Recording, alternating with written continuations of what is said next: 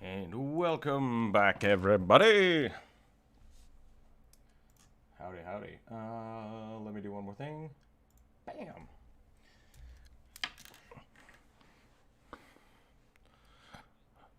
Snap, I walked into something.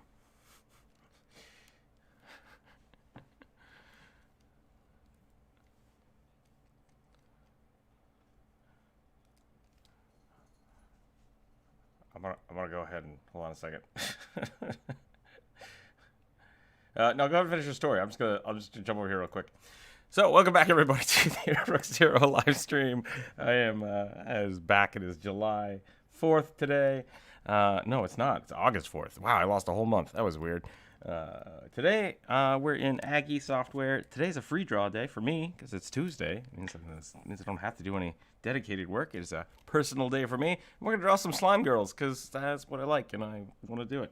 I haven't drawn any of those in a while, and it's really fun because I like the gelatinous nature of things, and I want to draw stuff that's floating about. So I want to do that, and then I also wanted to draw some skulls today, which is usually making me do lots of push-ups.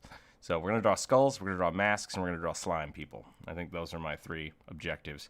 So I need to close that window because that is just blinding me. So I will be right back, and then I will jump back into the live stream call for Discord. So if you want to jump over to the Discord and hang out with us today in call, you can. All of our Patreon members are very welcome to join the Aggie software. There's a link for that in the Patreon-only chat. Aside from that, we will get to going. This is me, by the way. I'm over here. I'm this round circle. Boom. I'll be right back. And I'm going to go ahead and jump back into the live stream call. Welcome, Blues Druid. Blues the Druid.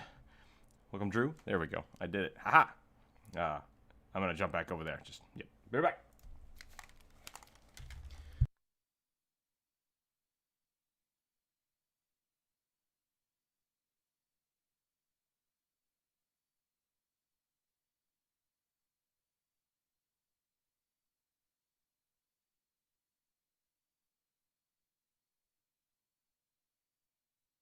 Okay.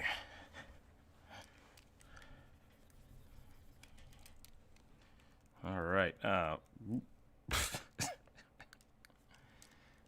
Welcome, Ace. Welcome, Trio. Welcome, Goldtooth. Yeah, how's everybody doing today? Hope everybody's doing all right. We got some people in the YouTube chat. We got Block Prime. We got we got Jonas. I'm running back. Nice. Weasel and nice. Okay. I'm trying to get better at reading the chat. Part of the problem is my setup currently is just not conducive for it because I've got. Yeah, it's not efficient. It's definitely not efficient. So I'm still working on my office, trying to set up an office to do that with. Actually, yeah, I wish I was that efficient with doing something every day about it, but really what it is I have to run Ethernet cable through my house to get to the office. And I could do that. It wouldn't take long, but it's a pain in the butt, and I don't like being dirty. So, am I popping in and out? Yeah, you just roboted out on me, Goldtooth, so that might be why.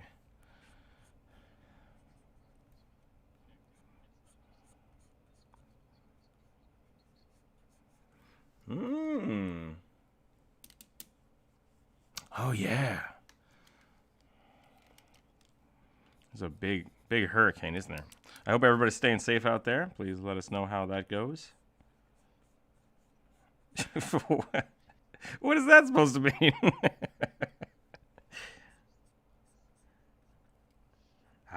Okay. If you're depressed from not being able to draw, that's a great time to draw more. Or not. I mean, everybody's their own thing. If you want to throw it away for a while, that's fine. But as someone who got discouraged and didn't draw for like 2 years, like that's more depressing to me. Like the day I realized that I picked up my sketchbook and I'm like, I haven't drawn anything for 6 months. That was just like, oh man. Oh man. Yeah.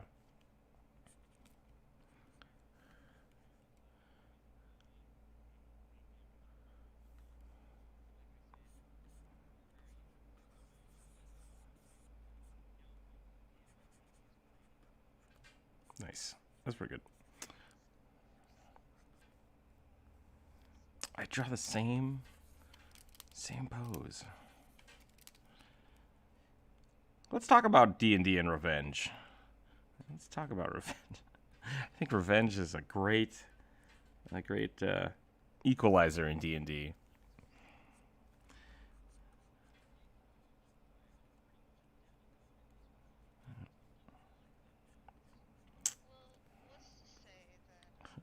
This is go ahead.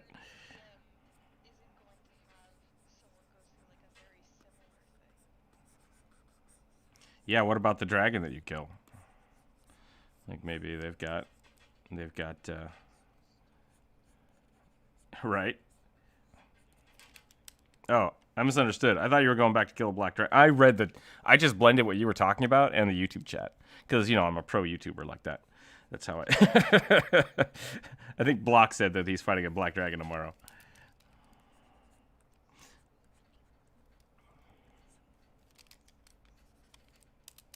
Yeah, exactly. That's what I do whenever something dies in the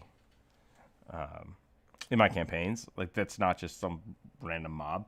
I will generally write it down. Oh, you have like a list of things you've slain. I thought that was pretty funny when Terry Darrington does that kind of stuff. He's like, I've slain a beholder now. Well, I paid a guy to slay a beholder, and I was present. It's like, yep, that's great.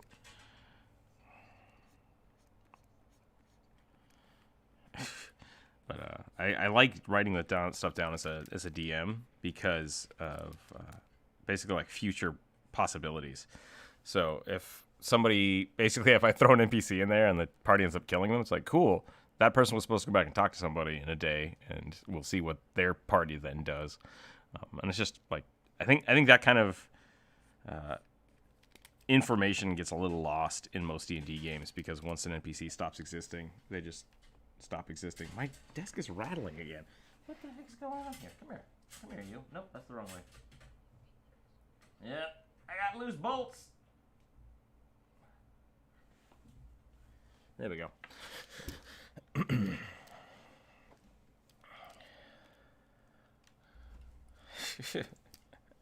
Mr. Apple wants it to be.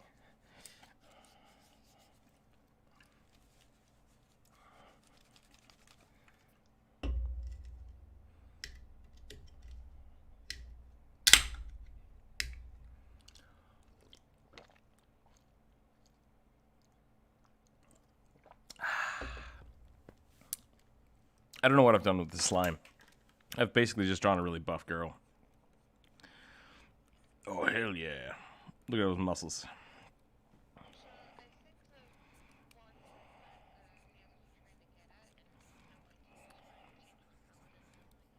Oh, here comes the paladin.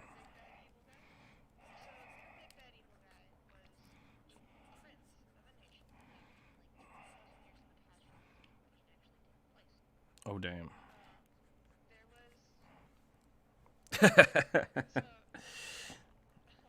All right, hold on. I'm gonna preface this real quick.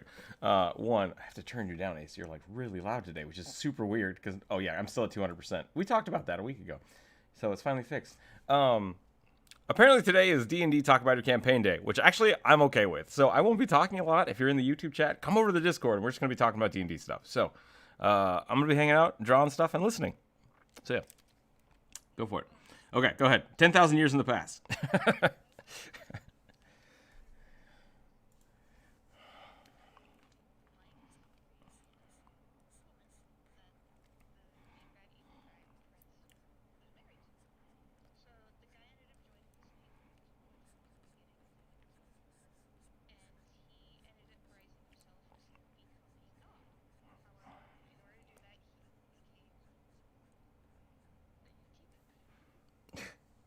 Slime magical girl? Yeah, maybe.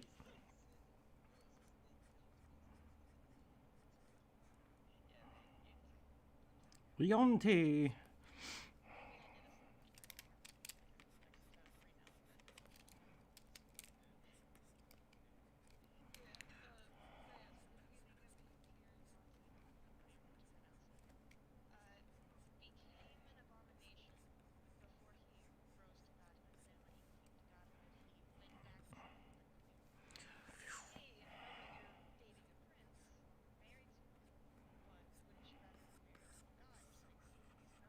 I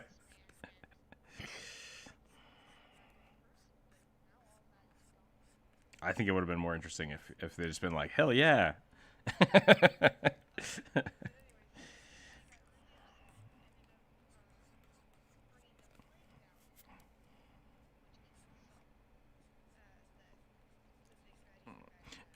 Wait, killed the son of the lady or the sun that warms the earth? Okay. Bodybuilder Barbie. I like it.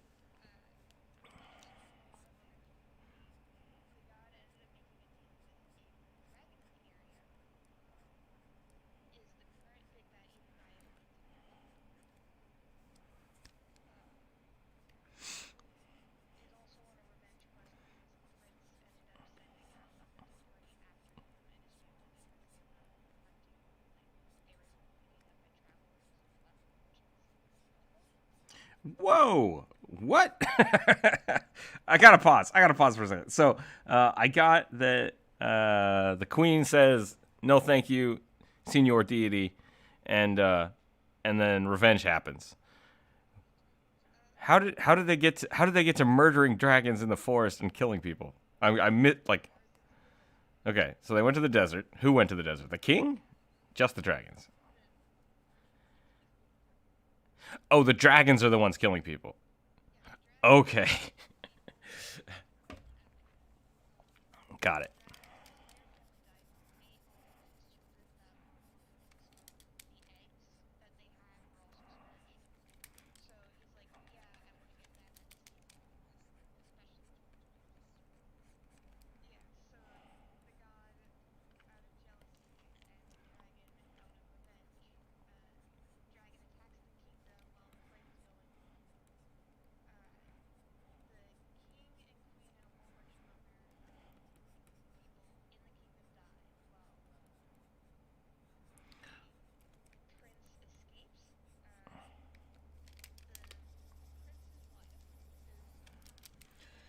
Whoop, whoop, whoop, whoop, whoop, whoop.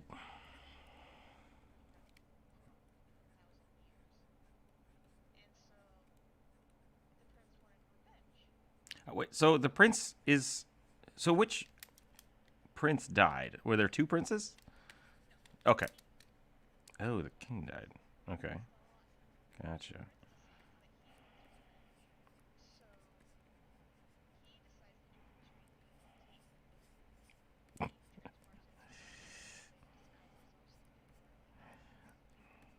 You just you saying that, like wanting to infiltrate the Yonti, made me think instantly of Face Off. Like, how is he going to turn himself into a snake? And then you said transform. I'm like, oh right, magic exists in this universe. So got it.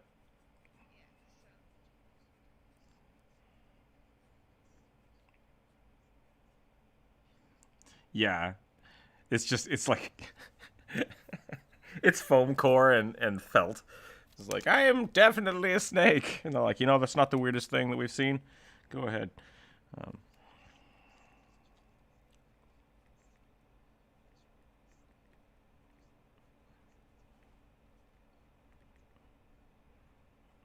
Is that a basilisk tail taped to your butt? No. Nope, that's just my tail. It's just a tail. It's like reverse. He's just riding it. He's riding it, but he's like sitting around its neck, and the head is just kind of like stuffed up his shirt. Like, what's going on? It's like, quiet, quiet, you.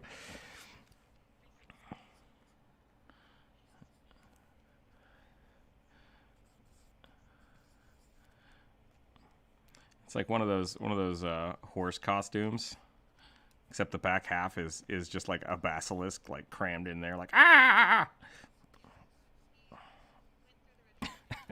But that doesn't look right. I'm gonna erase that.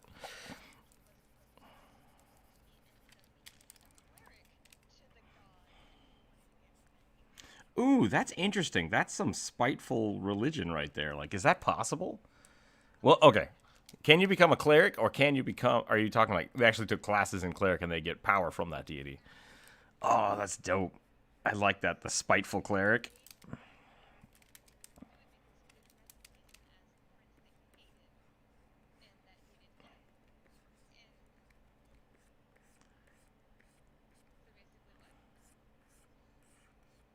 Yeah, that's pretty. That's a high deception roll right there.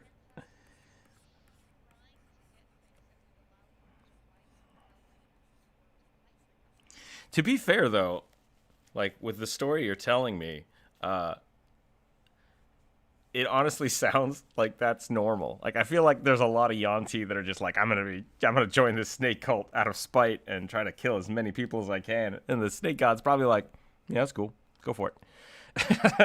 Like totally on board for the whole thing.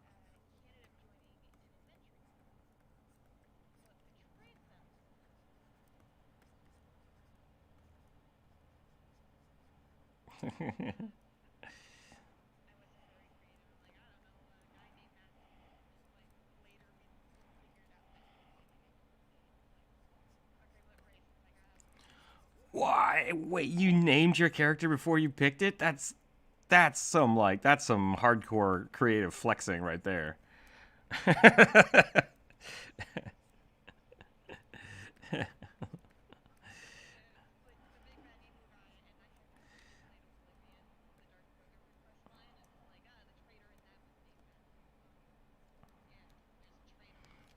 I just gave them a middle tooth. There we go. Sorry, go ahead.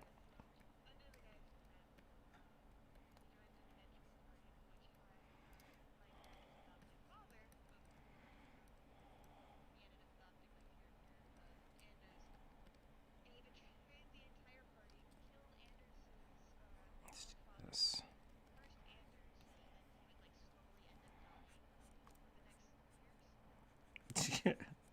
I curse you with mortality. I'm already mortal, though. Yeah, it's like slowly withering. That's actually an interesting. That's a pretty good. I like that mechanic. There's not a lot of curses that don't like immediately do something to you. So like giving someone, giving someone like a medium-sized. Excuse me. Yeah, giving someone like a curse that spans a year or two. That's actually a really cool like story development for a character. I think that's a cool idea. I'm gonna log that away for somewhere.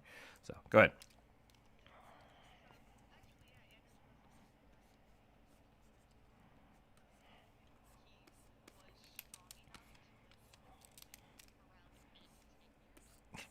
Did you ever? Did you?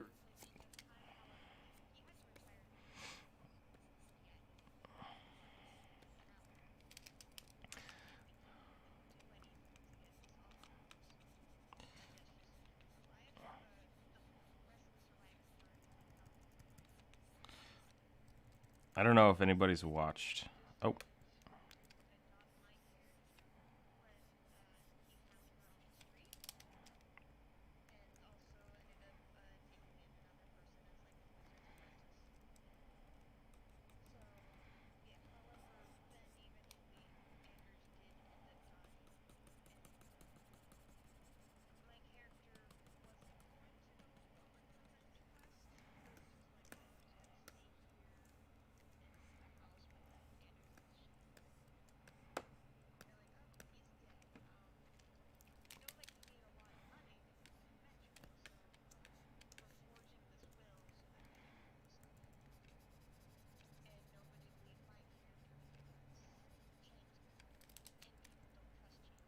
that's a cool. Yeah, that's an interesting way to look at changelings with people not trusting them. It's like your family, maybe like that's not a real will. Like you totally scammed those people into giving you all their inheritance. It's like, mm, yeah, that's an interesting. I never thought about that.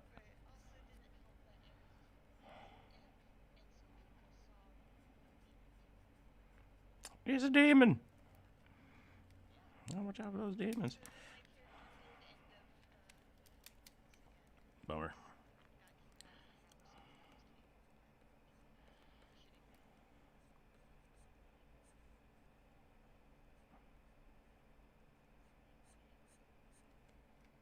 An exorcism? Sorry. That was too.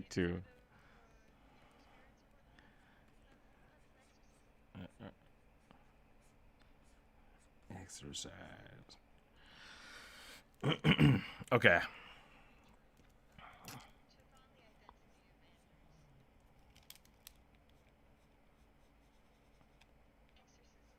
Yep, that's an exorcism. I've drawn 2 skulls, so I should probably do some push-ups.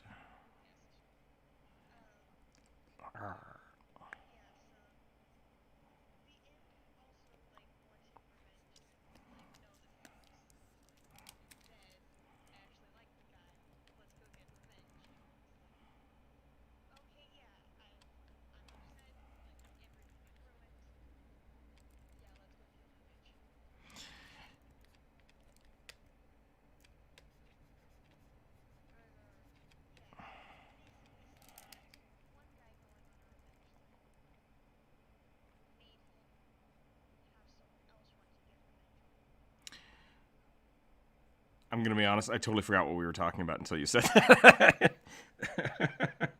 That was a long story. It was good. It was good. But that was a whirlwind of things happening. Does that kingdom even exist anymore? No. That's a huge revenge plot. Gotcha. This is definitely some good world building. Oh, very cool. Is that in the same timeline, or is that like thousands of years apart? Okay, that's cool. Yes, they are. Because conflict.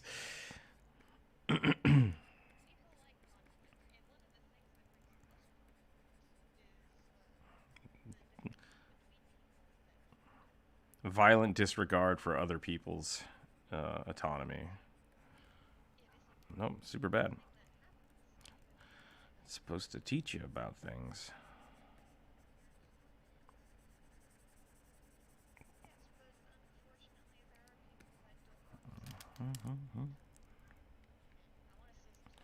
Right? Yep. Nope. You're crossing that line, but I'm letting it happen. We'll see what happens. I appreciate your candor.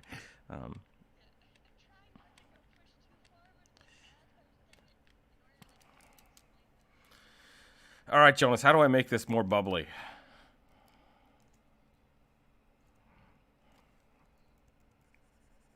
It's a very good goal.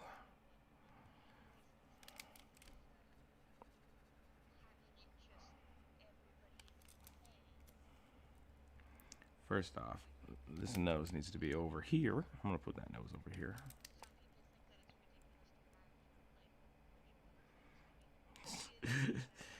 Some people think TikTok is evil. I'm sorry. That was a low blow. That was a low blow. I have to...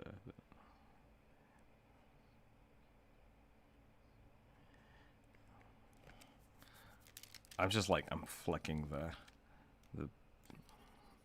screen with all these little dots everywhere. Let's get rid of those. Oh, now we're back on the alignment argument.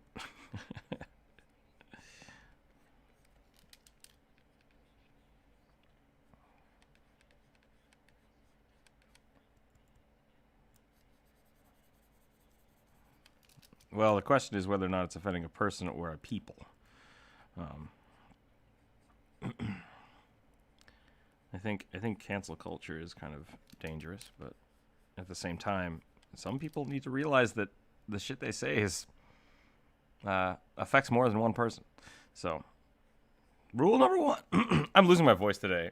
Ah, that was bad. I didn't.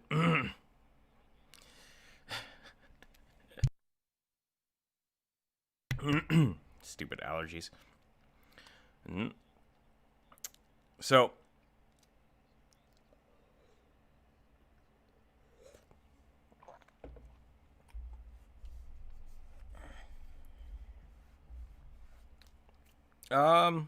they're not. this. Damn, I want to talk about this, but we shouldn't, to be totally honest, because of just the way the stream is. Yeah, no, it is. It's complicated. That's the best way to put it.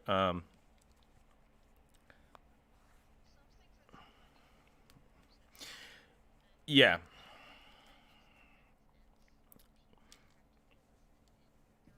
Rule one of the internet: don't be a dick. Like, that's it, right? So then the question then becomes, if something is offensive, to someone, that's not your fault directly, unless you are intentionally breaking rule one, which is where you're doing it to be a dick. So if you weren't doing something to be a dick, and someone says that's highly offensive, and you say, "Oh, I'm sorry, I didn't mean that," and then they say, "Remove it," it's like, it's your choice of, is it easier to remove it and appease that person, or is it easier to say, "I'm sorry that it offends you, and I'm going to keep it because I don't find it offensive." And there's arguments for both of those, and as a content creator, I have to deal with that, right?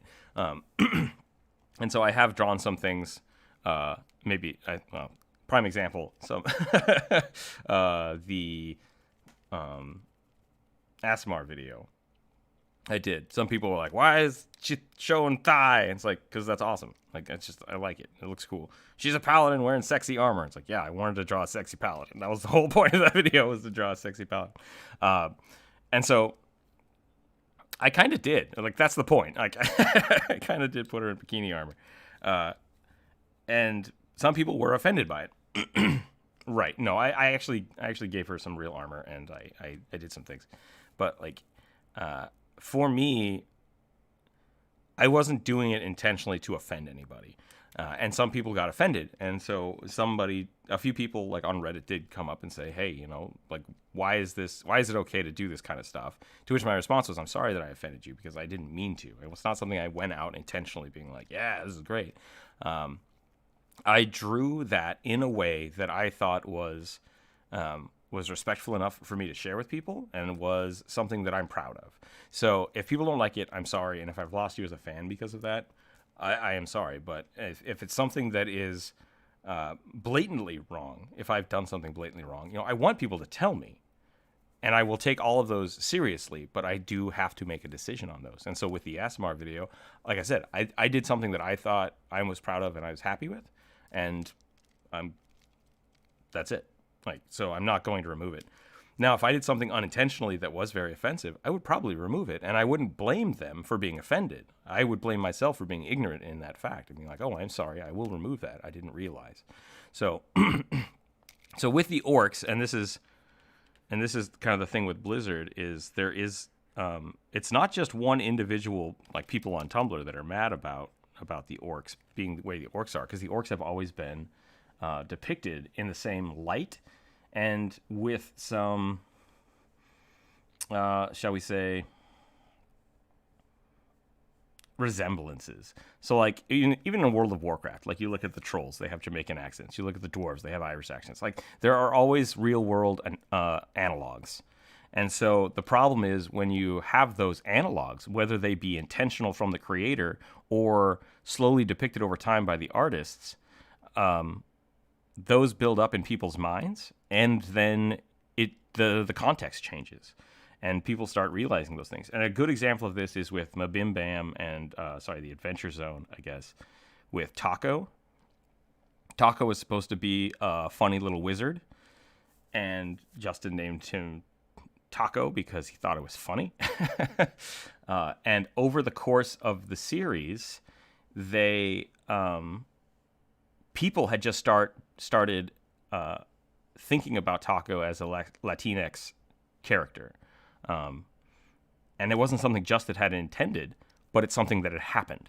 And a lot of people started feeling very empowered by Taco being this Latino character. Latinx, sorry.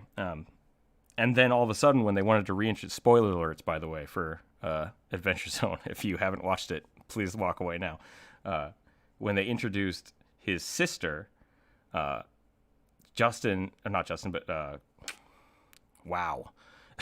I can't think of any of the words. Griffin all of a sudden was scared, because he was going, when he originally wrote the script for it, he was going to make his sister named Chalupa, because to make fun of Justin's picking the name Taco. Like, he was going to make fun of that. But then as it progressed, it took 2 or 3 seasons to introduce her, and now everybody thought that she was also this Latinx character. And he's like, is this super racist now that I'm going to name her Chalupa? Because of the way it shifted. And so it's not indirectly racist, especially how it was written. But the problem is it looks that way. And so that's kind of the thing is public perception matters. And so as a creator, you have to make those decisions on when it's important to respect your audience and when it's important to, I don't want to say like stand your ground, because it's not like an offensive or a defensivable thing. It's just, it is. Yeah. And so if someone went to Dungeons and Dragons and said, hey, I think your orcs are a little tone deaf, and I don't like it. And Blizzard goes, I said Blizzard. Well, take that, Blizzard. Wizards of the Coast. And they say that your orc depictions are a little tone deaf. And they say, get the F out of here. That's not cool. They should take that and as critique and be like, oh, okay, well, let's see how we can change that in the future. And that's really where they're at. The problem is that right now with the tone of America, it's boiled over. And so it's like, Wizards of the Coast, you have not been doing enough. And now it's time that you need to do something. And so they've refocused it. And that's really the problem. So we're getting the change that they need all of a sudden. And that's scary and it sucks. Instead of them, what they should have done, have slowly been changing it over the course of the last 10 years. Because it's not a new thing. It's absolutely not a new thing. So, yeah. Oh, no. There we go.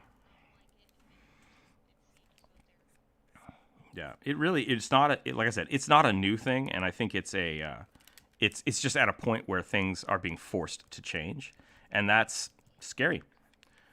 You can't please everyone, but you have to, I think, once again, rule 1, not be a dick about it. And so if you have an issue that is an issue, you should deal with it in a timely manner, and I don't think Wizards has been doing that. So, yep, you're very welcome to.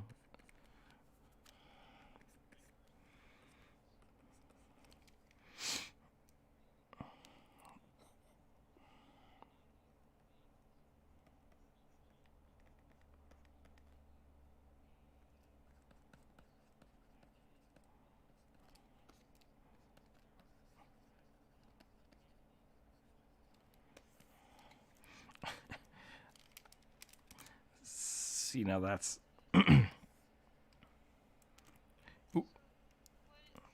Whoa! There we go.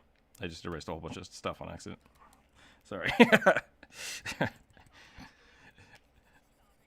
No, it's getting a little political, but I hit the D key and it erased everything. So I just freaked out a little bit. Oh, chat, by the way. Hey, me and Sludgy are more literally bubbles. I need more girth. Like, I guess I just need to make it bubblier. Bubblier is probably a better term. Sorry. Okay, go ahead.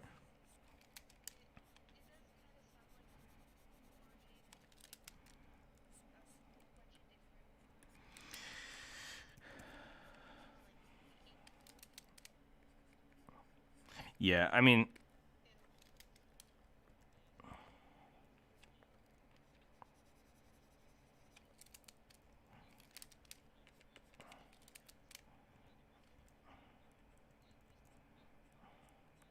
yeah.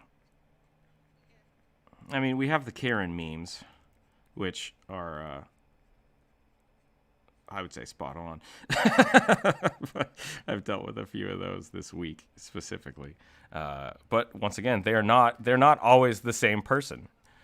Yeah. It's right. Like my parents hated.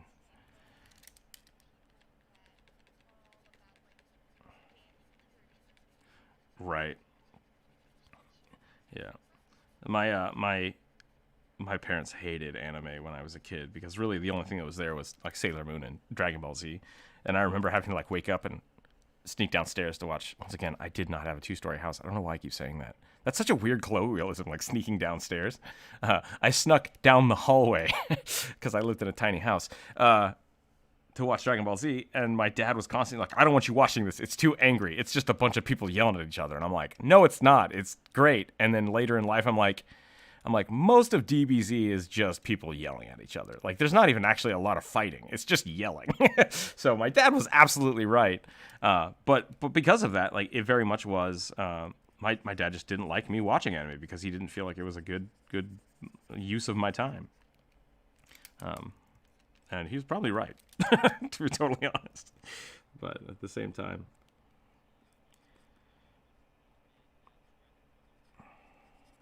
Sure.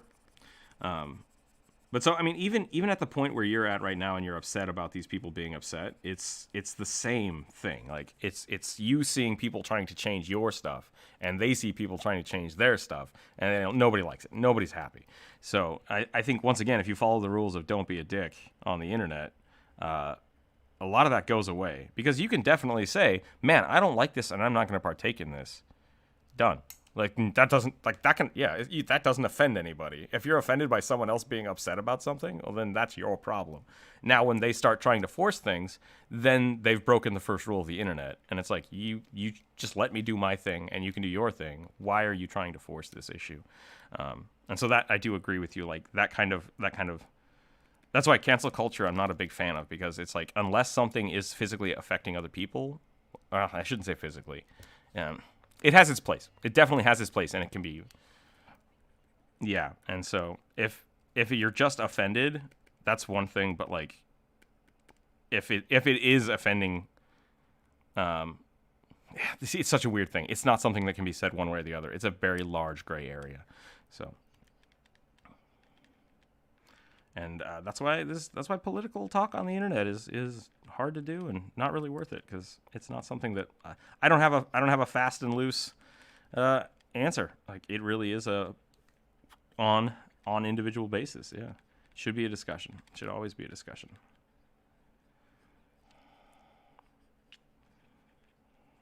Sure.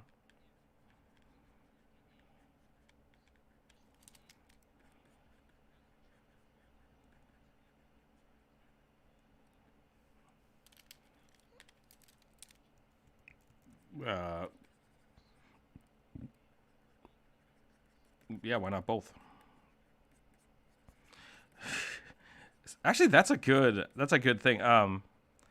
Tolkien got that criticism. He did get the criticism about it being an analog. I don't know if analogy is the right word, but it could be. It could be analogous. Yeah, that might be the right word. But it was a lot of people were like, oh, this is a commentary on World War II because you fought in World War II. That makes total sense. And Tolkien was just dedicated to saying, no, it's not. It's fantasy. It's totally not.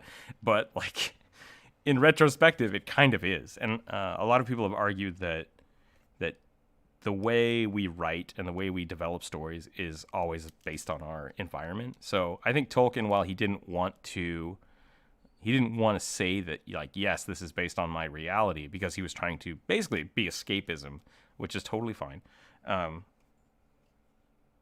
He was affected by it. And so, like, World War II is very much in The Lord of the Rings. There are definite arguments to be made for certain characters in certain places. So it's, yes, he was. Please don't talk over me.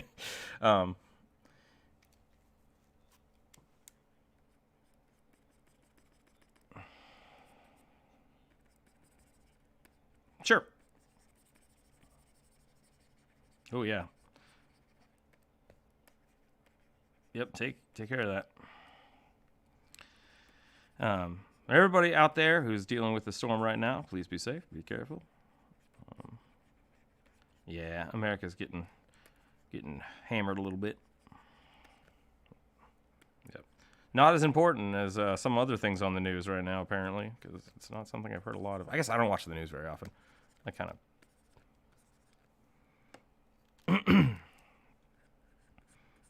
I like how you said that, and then your internet instantly garbled out. We're totally nothing wrong going.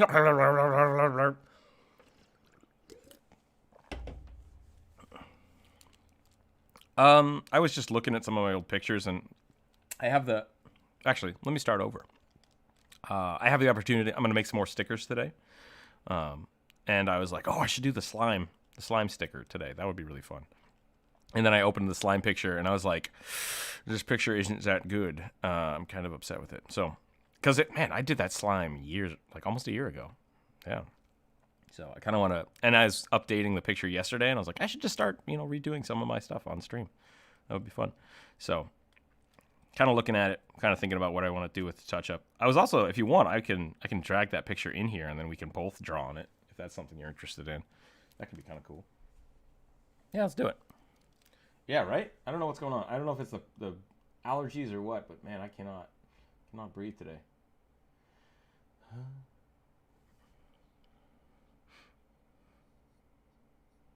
A moth came and just like dusted you.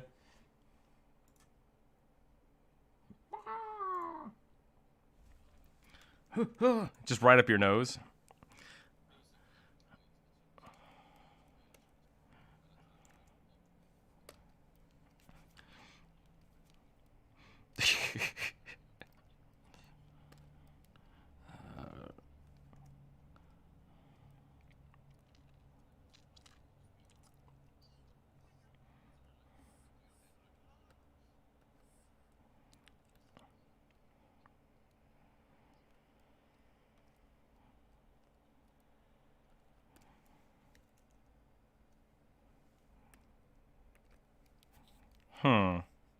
Well, that's not working. All right, well, let's just do this then. Sorry, 1 second, James. Yeah, I like your slimes. I think they're good. Hold on a second. Whoop. Copy. Shrink. Whoop. Whoop. There you go. Oh, that's 2 different layers. Hold on. Yeah, if you want, or you can turn it off if you want, but I'll give you one just if you want it. So you can have switch me. I want the left one. You can do whatever you want with the other one. That's fine. Can you double click it and take it? Leave layer. There we go. I just gave up the layer, so you should be able to just take it and do what you want with it. There you go. Yeah, that's what I'm saying. Like, I think I need to make this thicker.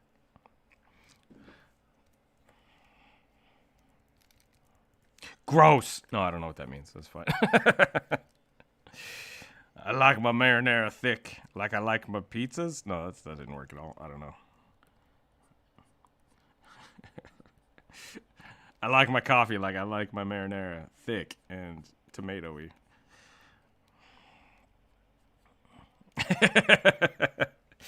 That's such a funny. Yeah, take that, people that don't know what the hell I'm talking about, because I don't know what I'm talking about. Everybody loves that thick coffee.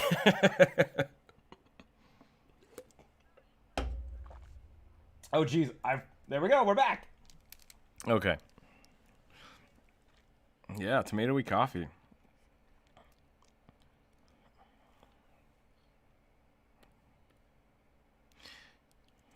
Yeah, so like I think I need to redo this goo. I think it's time. The goo. We'll do a little goo.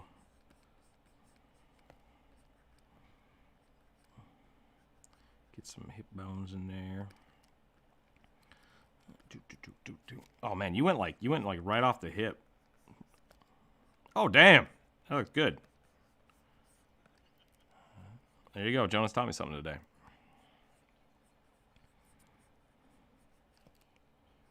Yeah, that was good.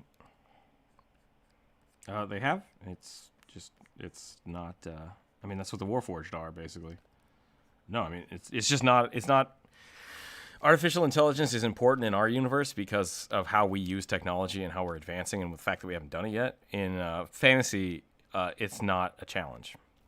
It just exists. It's just like.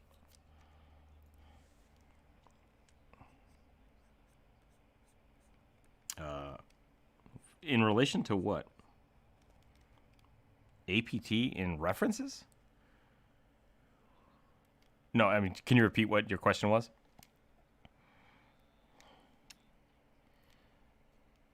In relation to... Oh, apartment. Yes.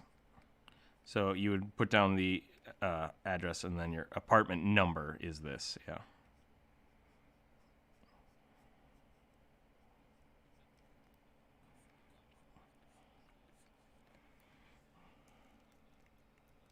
Gotcha. Oh, is that? Did someone else get your stickers?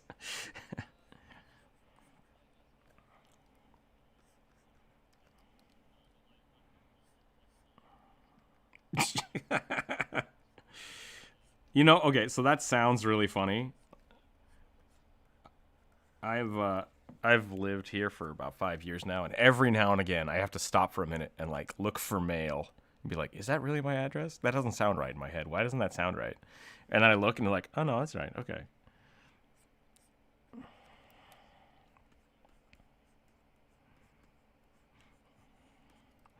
A collection of people. Yeah. But not, is it not governed by the city? Is that the difference? It's governed by the people that live there. Got it. I kind of want to do like a little bit more. Here we go. I don't know how to do that. How do you do the elbow? You just pull it in. Blah, blah, blah, blah, blah, blah.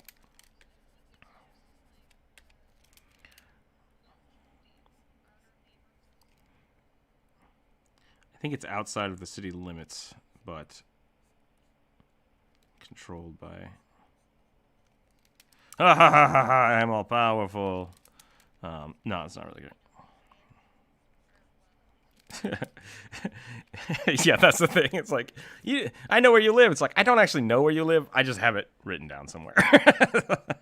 I have access to where you live. Yeah. Which reminds me, I was going to mail out all the stickers today, and I forgot that I did not set up my new P.O. box. So those are going to be delayed, which is kind of, I think, on par for my my stuff now. So we'll see how that goes. I'm going to try to get that set up today, and then I'll go do that tomorrow.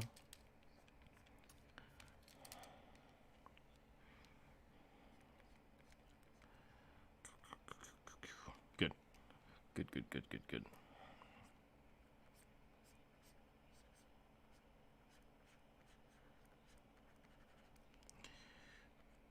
Yep, that exists. Yep. Miller, do you have any D&D stuff, like books or a D&D Beyond account? Look at Lore Online. All right. If you want, if you've ever, I don't know if you've gone here before, go to the Pathfinder SRD. Just type that into Google, and it should bring you to it should bring you to the Pathfinder SRD, and that is every Pathfinder book that's ever been written.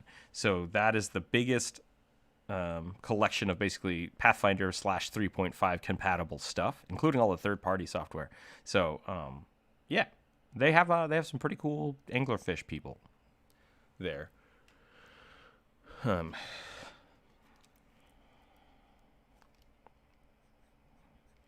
Yeah, I mean, and if something doesn't exist, you can make it.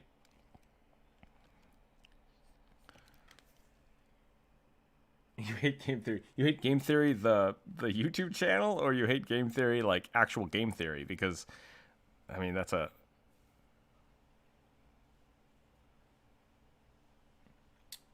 Well, are we talking about the economical theory of whether or not people do things? Or are we talking about how to develop video games? Or are we talking about risk and reward? The YouTuber?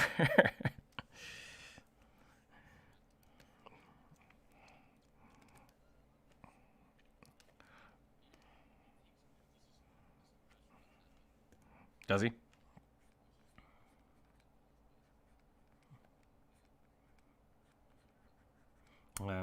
I wasn't aware of that. I haven't watched game theory in a long time.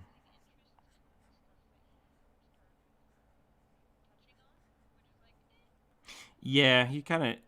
I think that's fair. Okay, too many people talking. Too many people talking. Stop, stop, stop, stop, stop, stop, stop, stop, stop. Okay. One, we're not gonna poo-poo on another YouTuber.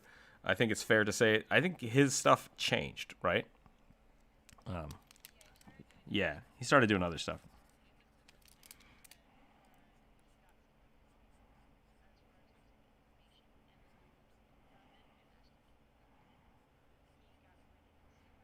Gotcha. I didn't know that, but once again, yeah, I don't want to poo-poo on somebody. So, but that's not what this channel's about. I was just about to make a was it D'Angelo?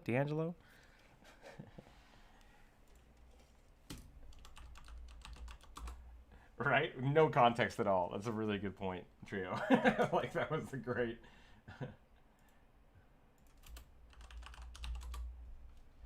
Yeah, yeah, fuck that guy. Really, Vitali's like, well, I have an economics test tomorrow, and this is really confusing. Like, yeah.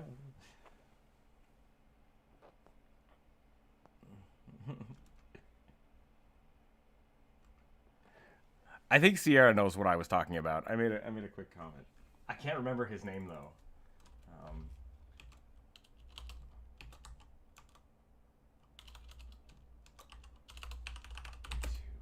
Um, there's a YouTube artist who basically just his whole thing is just trash talking other people.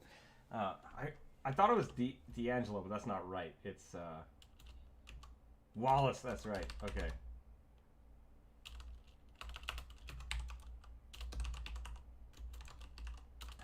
It's I'm pretty sure a lot of it is just satire. I don't know how I started watching his videos. Yeah, D'Angelo Wallace, but like, because I think I was looking through a bunch of art. That's the thing. Like, he used to do art, and I loved it, and then all of a sudden, his videos just turned into him like calling out other YouTubers and other artists. Yeah, and and and it slowly transitioned so well that I all of a sudden realized I'm like, wait, he's not drawing it this entire episode. What the hell happened?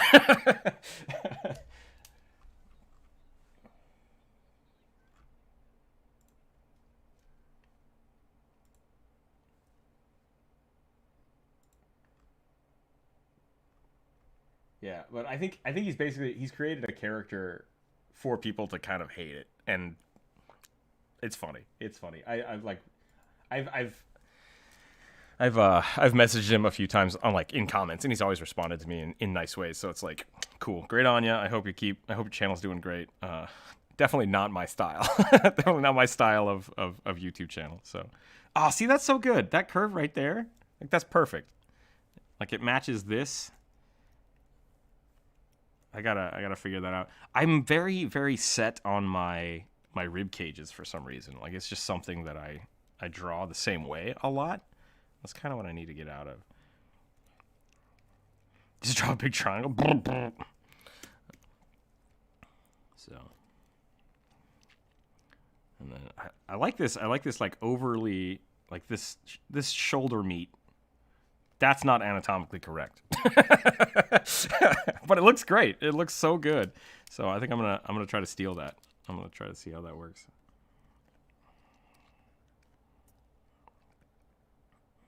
Yep.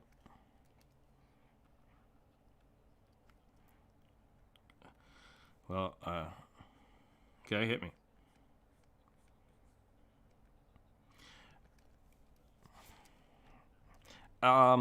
Yes and no.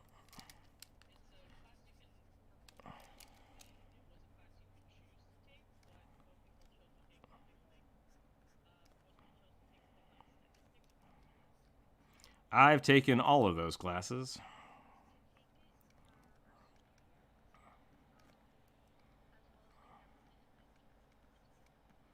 Oh, that sucks. Yeah, I think. Oh, go ahead. Well, that sucks.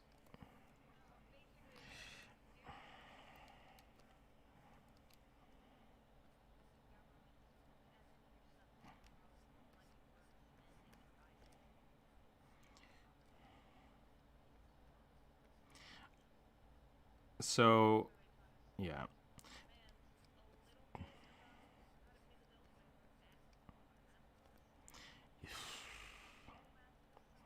Do they still teach people how to use checks in in high school? Gotcha. So people can people can guess my age if they do this. So I'm going a little on the edge here. I was one of the last classes, at least in Idaho, to not do Common Core. Um, Basically, all this standardized the way we taught classes.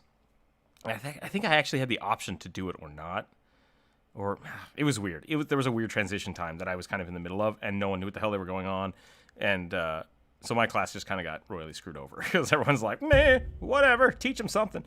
So I basically I had to take everything, everything that existed. So like that's why I took a language class every year. So I've taken like 5 different languages because they didn't have to be concurrent. I've taken economics, statistics, geography. Yeah, I had to take a geography class. Geometry, calculus, trigonometry. I overloaded myself with classes, which is why I went to college for 10 years. So, yeah. And in college, I took economics again. So it's something that I am, because of some of my family members. My family members are economic teachers. It's something that I had a lot of experience with. And most people go to take economics classes, learn about supply and demand, like you said, and that's it. That's all they learn about. And then you learn a little bit about like the stock market because that's ingrained in our society and is idiotic. Yeah, I think home ec and home ec and economics need to be a primary core taught thing, and I think they are becoming that way. They're slowly becoming that way, but that was not something when I went to school. It was very much like you either do this or that. Oh, also you have to take choir or band, and it's just like these are useless. I don't need to know how to play the trombone. So.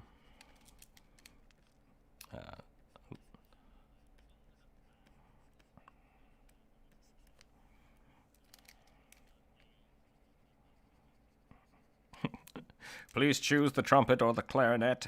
All right, thank you. Leave. Did you play the clarinet?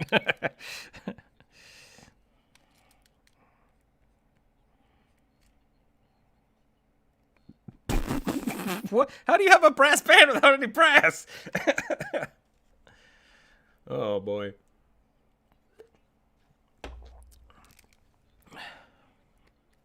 Got a toot toot on that flute.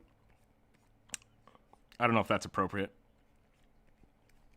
Either way, my point being, American school system is kind of in flux and stupid, and I haven't been in it for a while, so I don't know. I honestly don't know. I took all of those classes. I actually got kicked out of my economics class a few times, so yeah, that was fun. Because the teacher I had was an idiot. And I corrected him during class, and he kicked me out. Yep. So I went to my family member, and I was like, I think my economics teacher is an idiot. And they were like, they're not. They're fine. I'm like, no, I really don't think this guy knows what he's talking about. And they're like, listen, you're a kid. Just shut up and listen to your teacher. And I was like, I'm going to prove it to you. And they're like, okay, fine. And so we got a take-home test, and I gave the test to my family member, and they did the test. And this, like I said, this is a college-level economics teacher. And I turned the test in, and he failed me. And I took the text back. I'm like, here you go. You got a 0. And and that teacher got a very angry call. And it was great. It was really funny. So I got kicked out of that class a lot. It didn't go well. I did not do school well or properly forever. So yeah.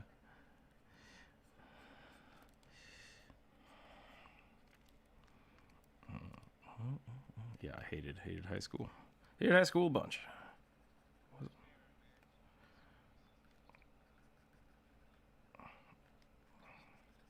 Nope. It's all repetition. It's like, can you test? Great. That makes us have more money. So testing, good. I am also bad at tests.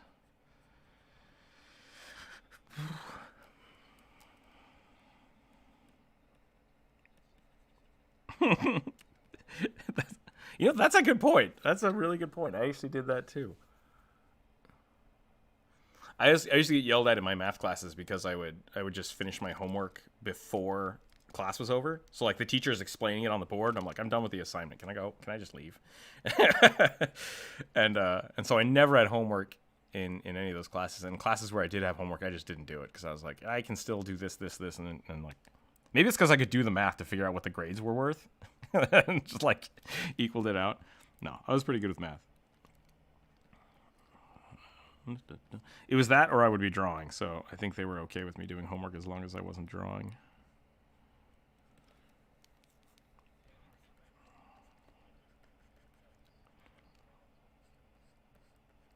Nice.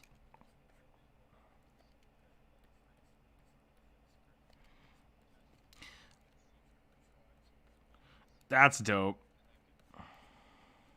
That's a really good like recollection.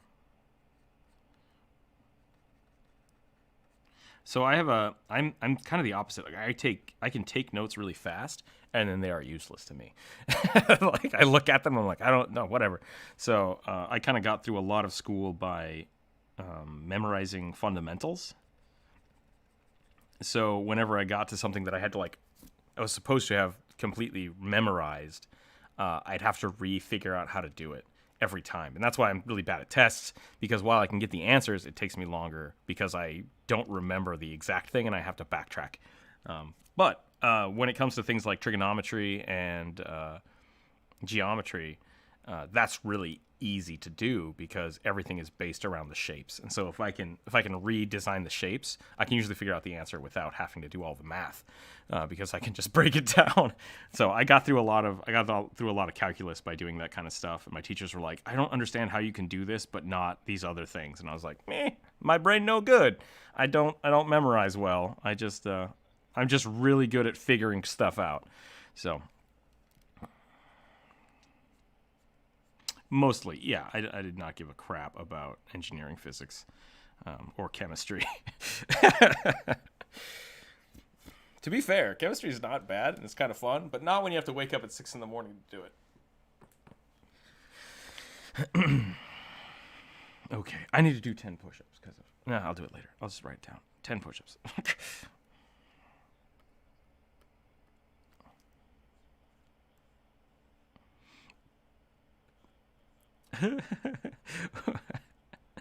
I had a math teacher in college who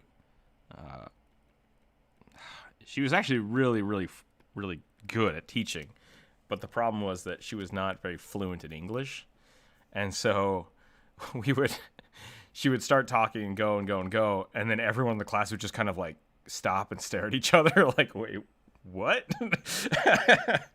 And so it would be this race between everybody like writing down the notes because she was very legible and very self-explanatory, and then be like, how the hell did she do that? And then everyone would be like comparing notes, be like, okay, and then everyone would kind of try to figure it out. And so she would bust out all of the stuff we needed for the assignment on the board, and everyone would be like, okay, we have the notes down, now we have to parse it out. And then she would be like, any questions? And everyone would be so scared of like, we don't know what's going on. She'd be like, okay, great. And then we would just watch cat videos for the last like 10 minutes of class. She would just put them on the board, and we were like, okay, we have 10 minutes to figure out what the hell's going on before we all have to go do this math assignment. Oh yeah, no, I did all right in that class. That one was okay.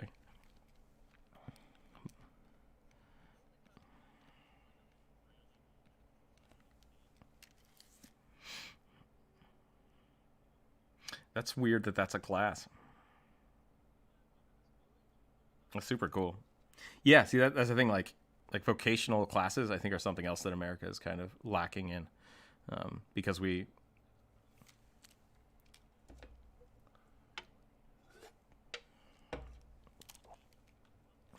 Oh yeah.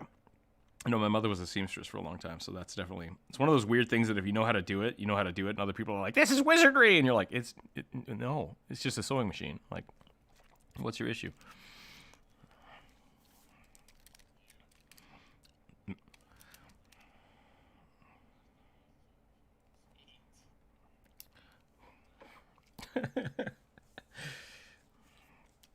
Oh man, yeah. If you can get a nice sewing machine for cheap, like through Craigslist or something, highly recommend it.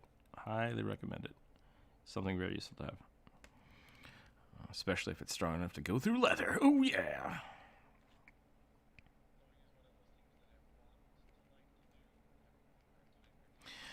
It's so meticulous. Like, it's so meticulous. Yeah.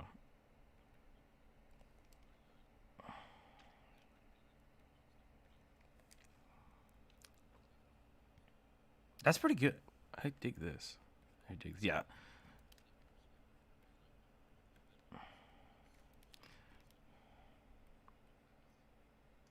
So that is a, once again, like a vocational or a studio classes is one of the reasons I love college, because you have access to so much more than you would otherwise.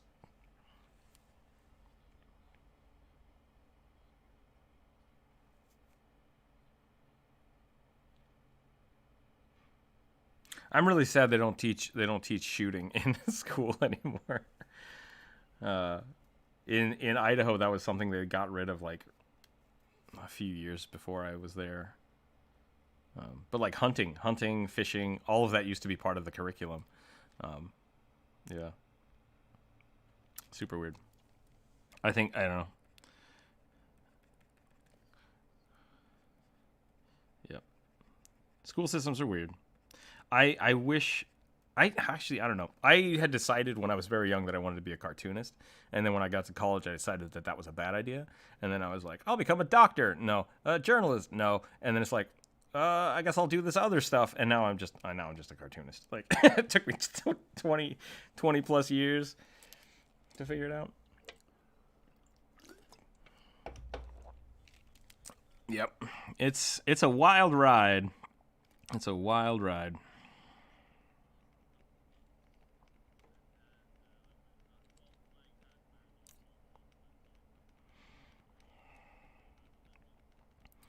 Yeah, it's not a good way to live.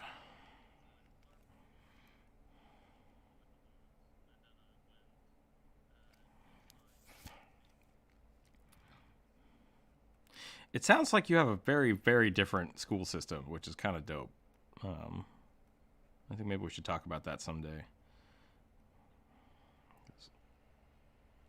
Blah, blah, blah, blah, blah, blah, blah, blah, blah, blah, blah. Um,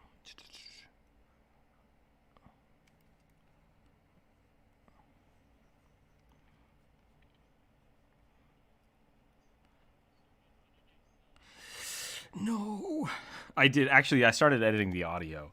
I'm like 30 minutes into it. No, it's actually not. A lot of it is. I am going to edit a lot of it out because, like I said, it is about. We have about 4.5 hours of audio. Um, from that, yeah, we lost about 20 minutes of. It sucks because we had it.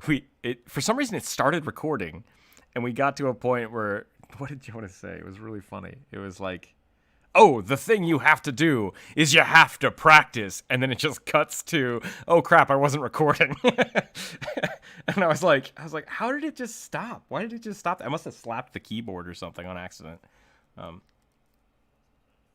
yeah, people don't know how to do it right. Burn, and then all of a sudden you have this great thing drawn. I was just like, oh damn. Uh, and it looks so wildly different from the thing that you gave me, and I'm just like, man, people are gonna be really confused. Jonas is gonna be some kind of wizard. Um, so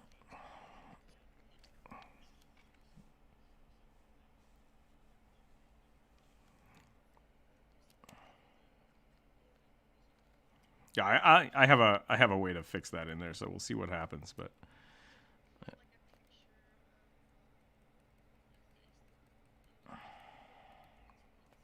Dun, dun, dun, dun, dun, dun, dun. But yeah, no, it was pretty good. It was pretty good. So I think that'll be really fun. I did get the drawings we did for that. Well, for people who are confused about what the hell we're talking about, I invited some people to create a kind of a how-to draw. We really just kind of talked about our art styles, I think, more than actually like how we draw. But we made like a little drawfee type episode where we just each took turns drawing. So I'm going to compile that and hopefully have that up before the end of the week. I'm going to try to get 2 or 3 videos out this week because I was a little short last month. I did the item videos, but I didn't get much else out. So I want to get some good stuff out this month. On top of that, I need to get my P.O. box set up so I can actually mail out all those stickers tomorrow. I should do that. I will do that after the stream today, first thing. Yeah, so if you are a Patreon member or you're not a Patreon member yet and you haven't updated your address, just shoot me a message. If you're a YouTube member, because I know we've actually got some more, which is really cool, and you'd like a sticker, DM me. We can do that on YouTube, I think. I don't know exactly how we'll have to do that. That's a little weird, because with Patreon basically has a secure network to hold your addresses, and I feel much safer doing that instead of people like DMing me an address on Discord. So with Patreon, there's that like they take care of that. Their security takes care of that, and I can just email you the stickers. I can mail you the stickers using their address book, basically. And so I'm hesitant to do that for YouTube, but I don't want people to miss out. If they do want a sticker, we can kind of work that out some way or another.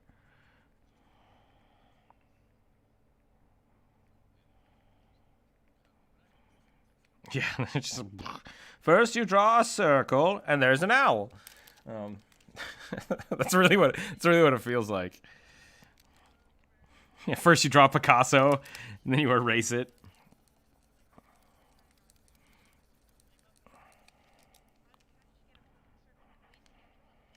Yeah, then you erase it. Just does it backwards.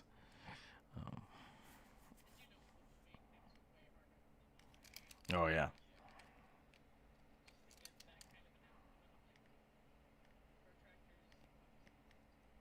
He's right. It's like, oh, yeah, tools. Tools exist. I've in my old age, I've decided that I will stop cutting corners as much as possible and just start buying the correct tools for things. Instead of constantly trying to I can save a few bucks if I just bought this and it'll be harder, and then it turns out to be way harder, and it's like I should have just fucking bought a belt sander and my whole life would have been different. like it's just that's where I am. So yeah, all of those like little art things like S curves, and I now have templates of just circles, different size circles. Oh, it's so nice to just I just need a circle. Done. Cool. Okay, moving on. Like that. That's just saved my life minutes of time. No. Once we're an hour and a half into the episode, I stop caring a little bit. I'm sure someone will have a compilation of it.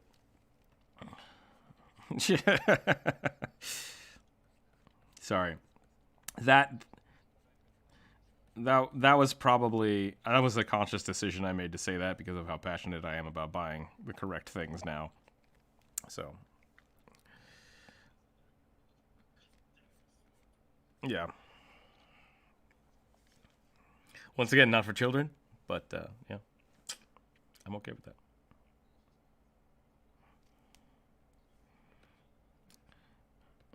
If I've lost your respect because I dropped the F-bomb, I'm sorry, but it happens.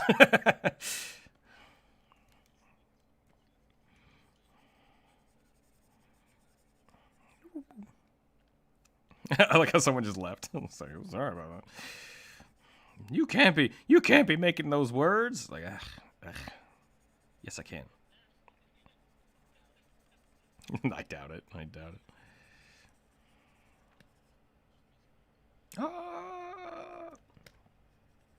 Why did I make this blue? This is a bad color. That's a skull. Can I shift colors in this? I can't remember. Eh? No. I feel like there was a way to do it. I guess I can just do this. Just use the fill tool. Just like, boop. Nope, that didn't work. Wait, why didn't that work?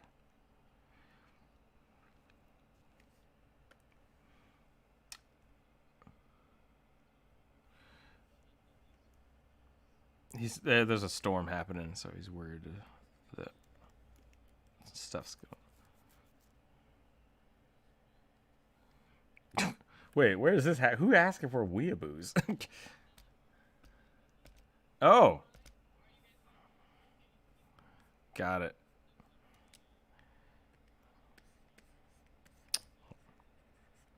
I think I've purged my weeaboo from my younger self.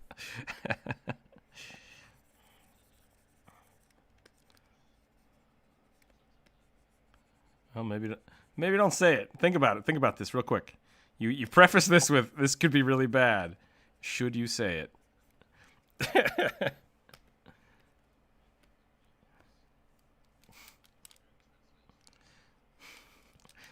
Interesting. Expulsion is not the answer.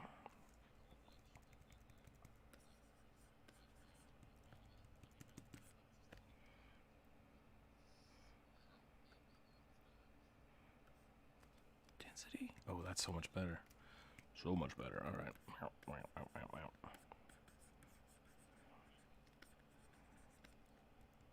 Yeah.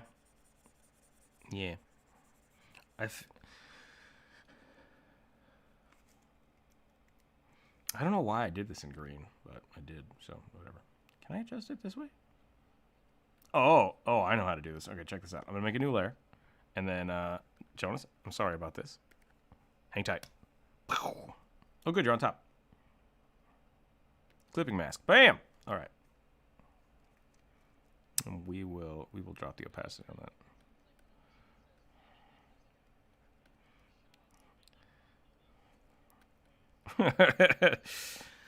Check this out.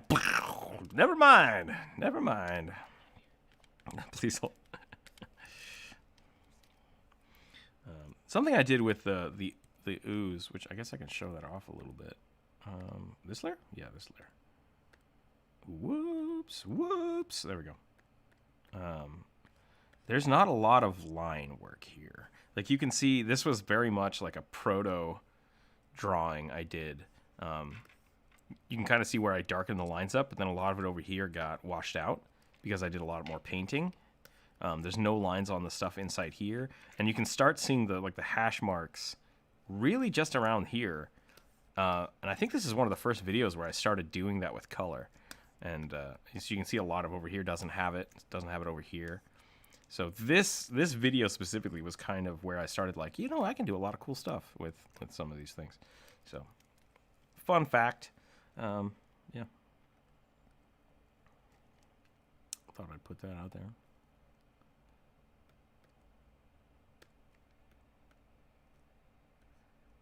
What just happened though? That was weird.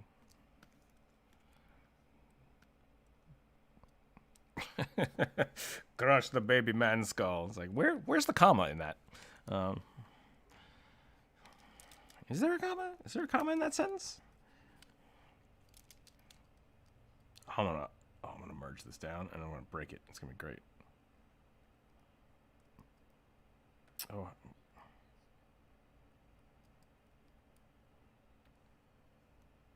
Oops.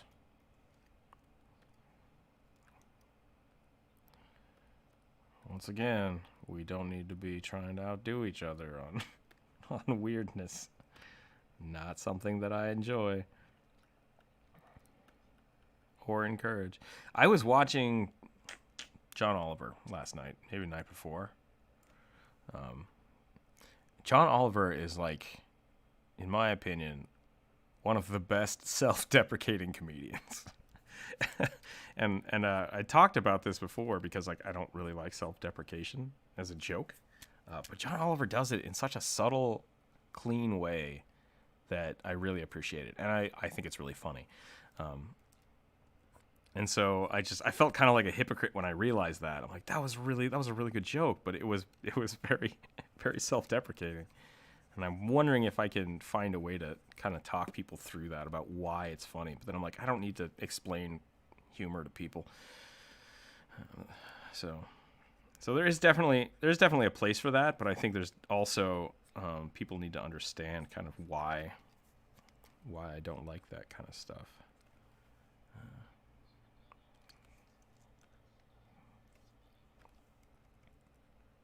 And it might just be that he does it at a level where it's he makes fun of his show. Like, here's the thing I do. He doesn't go like, oh, I suck real bad. Like, he does it in a way that is almost constructive. Like, I know what this show is. It's garbage. It's like, that's not that funny, but it's kind of funny. Because he still does great work with it. And so I want to try to find a way to kind of empower people to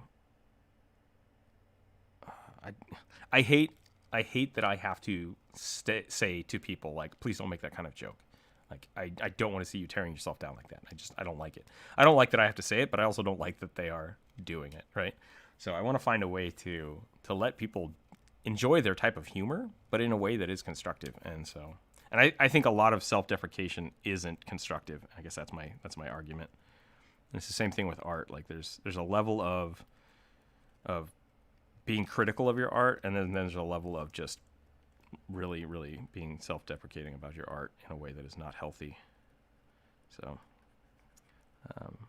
yeah, if I call you out on that kind of stuff, like, definitely take it to heart that I'm not trying to be a jerk. I'm trying to be helpful. Gee, duh.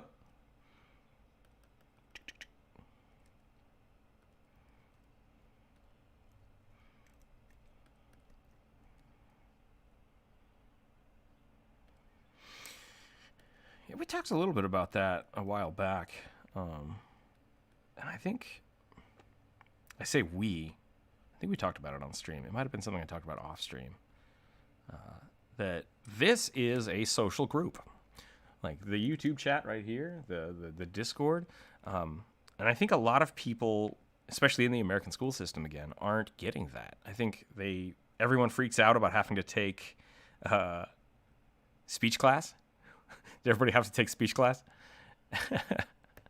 Oh no, you're forced to do it, or at least I was when I went through school, and that was the class that everybody panicked about because public speaking is terrible. But really, the issue is, I think a lot of people get so comfortable in their own small groups that they don't understand that there is ways to talk in different situations. Like me not dropping the F-bomb all the time. In real life, I cuss a lot. Not like, what did the Game Grumps say? What did Dan say? Dan said, like, when he lived in New York, I think it was New York, that's how you talked. Instead of saying you just said fucking and I was like that when I was like 19, and that was the culture. And now I say a lot, which I probably need to start working on again, really collect my thoughts before I talk. But the point being,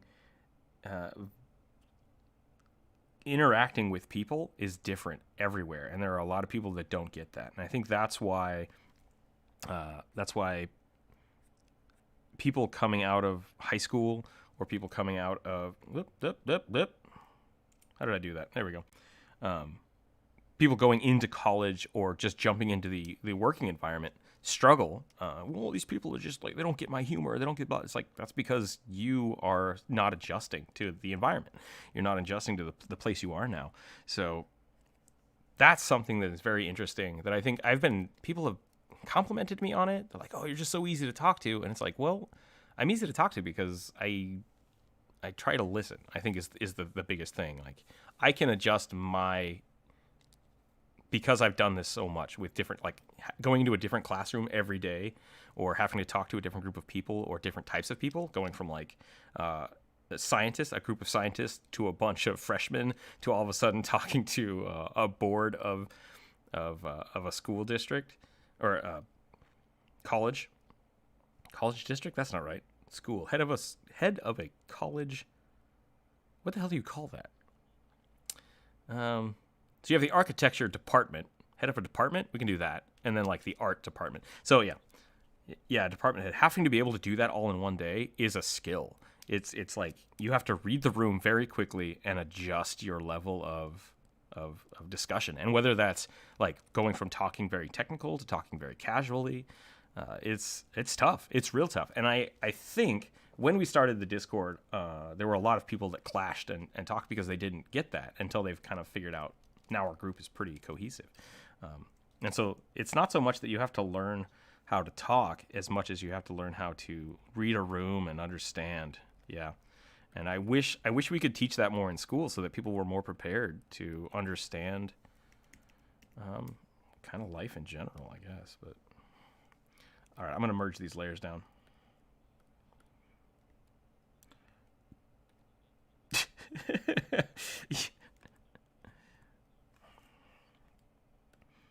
You had to have Jonas like test the waters first. All right, get him ready. Get him ready for my talking and stuff.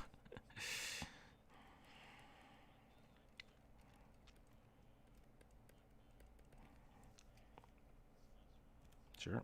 Ah, come on. There we go. Just deleted my layer again.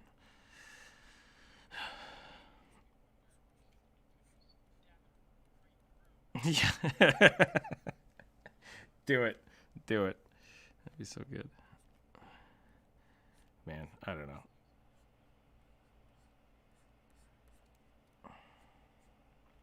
I think that can also be transitioned to D&D games.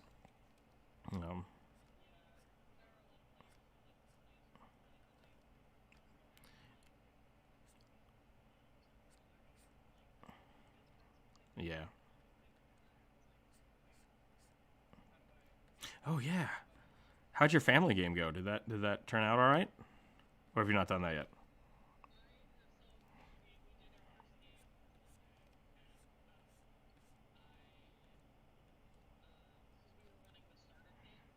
Yep.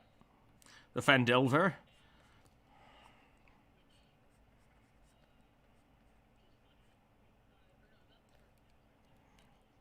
Oh, okay. Haven't done the essentials yet.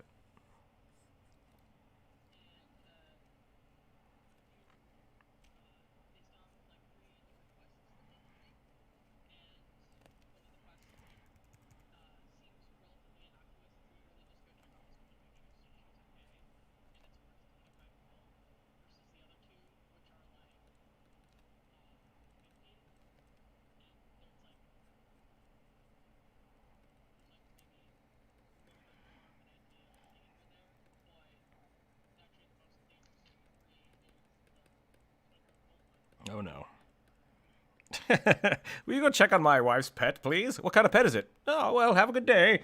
Manticore, you say?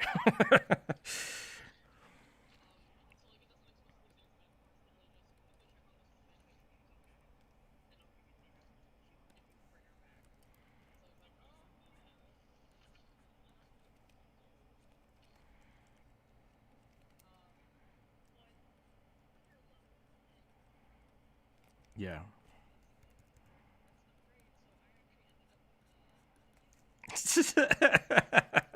Oh no.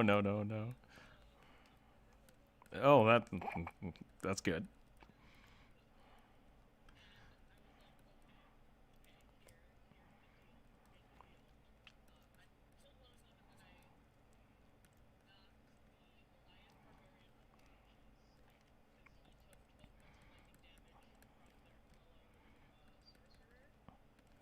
Oh, jeez.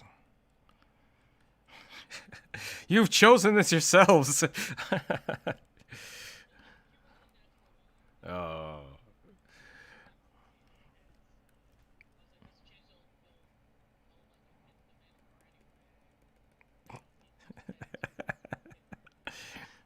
That's funny. That's super funny.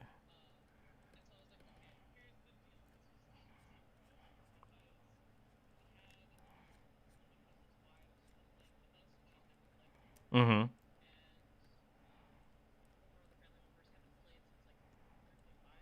Sure.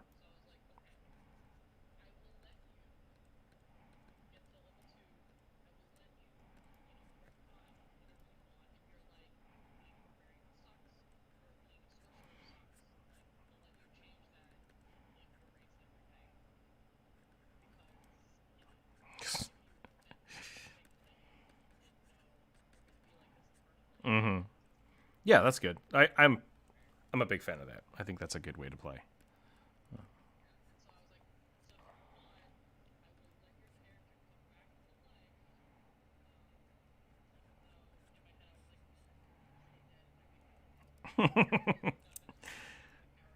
Yeah.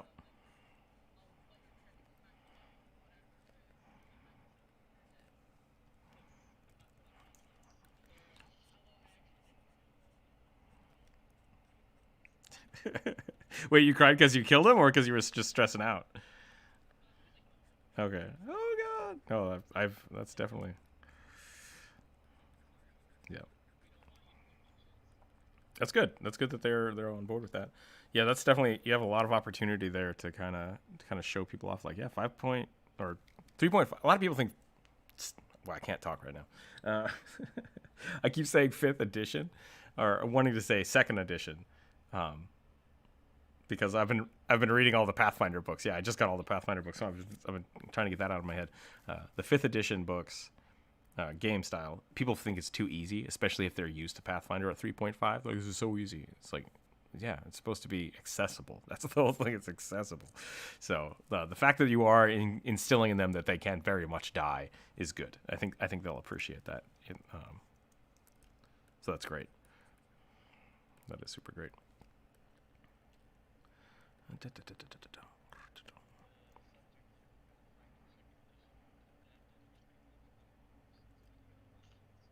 No. Did he do a video on it? I'll have to check that out.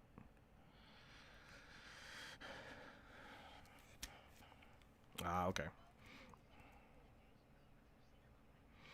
Yeah, I haven't been getting Puffin's notifications, which is weird. Like, my whole YouTube queue right now is like Game Grumps playing Monopoly. And it's just like, something's wrong. Something's wrong with my YouTube. So I'll have to look at that. I'll check that out though. That sounds like it might be a good watch.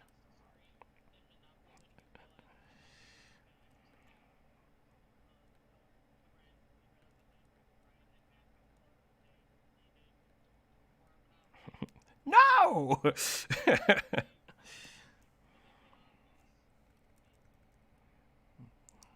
freaking love those guys.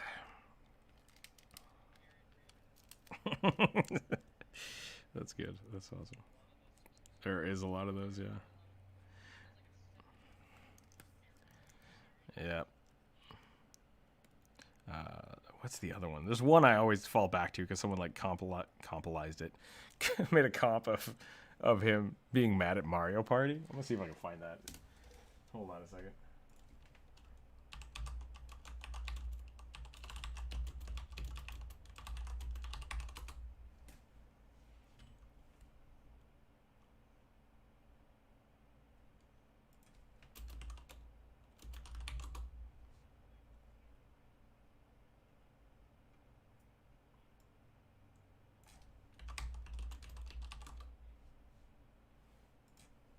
Mm-hmm.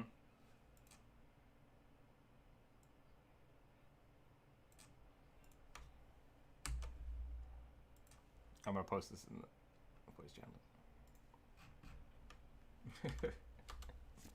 Yeah. No, I can't. I can't. No, I believe in you. All right, I'm gonna do it. Here we go. No, What happened? Did you do it? No. I just watched that like 2 days ago. That was so good.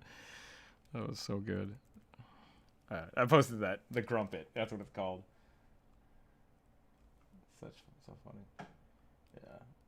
Oh man, the guy that maybe it's, I don't know if this is Lou D. I don't know if he's the one that made it originally.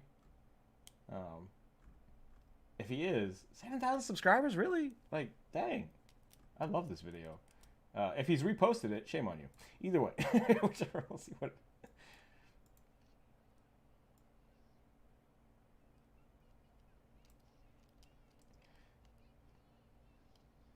It's just 30 seconds of Aaron cussing. It's great. All right. So good. So good. Anyways. What am I doing here? I think, Jonas, I think you have the essence of what I wanted to draw And I think what I've drawn is like a really bad warm-up. I'm getting kind of complacent in my drawings, and it's driving me crazy. Which is why I've been wanting to do these like redraws. Partially because I haven't. Come on, there we go. Not Photoshop. Can't use the Photoshop draws.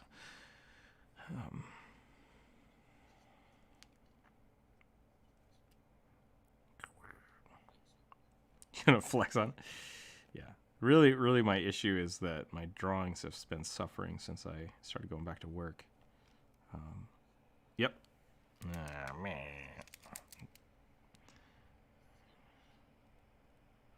So I need to. Well, it's not just work. I shouldn't say it's just work because I've gone back to work and I had to spend like 2 weeks fixing my shed. And so I didn't spend a lot of time drawing off stream, which kind of it got me into really quickly drawing and not spending time drawing things. So I need to get back to that. That's my goal.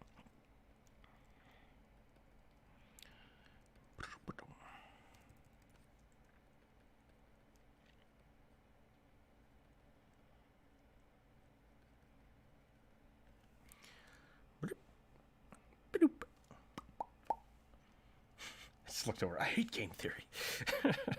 Why? Context would be good. Doop doop doop doop doop doop doop. I'm trying to think about other things I can be doing for the Patreon group. We will be doing another video or D&D game here coming up in a week or two. So yeah, because it's time for episode 2. Now the interesting thing about that is if we get the same group, we can just continue. If we get a different group, we might have to do something a little different. So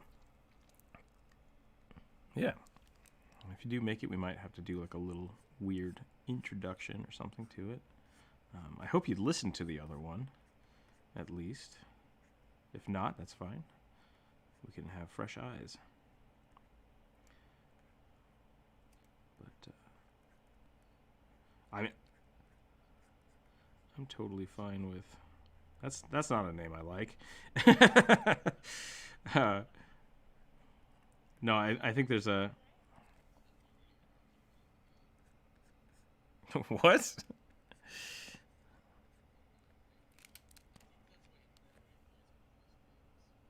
Because he's the dungeon daddy? Oh. Hey, you gotta be ready. You gotta be ready for the. one of my friends started playing a game with his brothers, and he's like, "Dang it!" He's talking about one of his brothers. He's like, "He just got really weird." And I'm like, "What? Did you have to start flirting with your brother's character?" And he's like, "No, but I'm worried that might happen." And I was like, "Yes, prepare the D&D awkwardness." I've run into situations like that before, where like I'll be playing with my friends and like they start hitting on somebody. I'm like, "You wanted this. It's gonna happen now."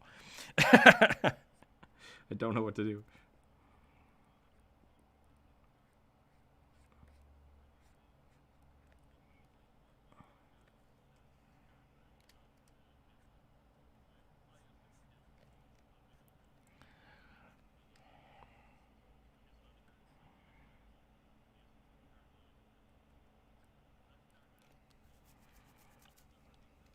Nice.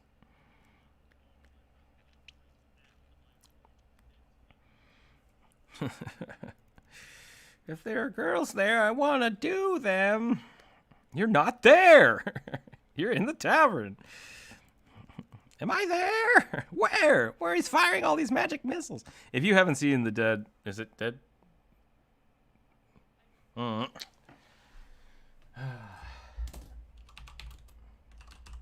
Yeah. No, I cast Mordecai's tongue.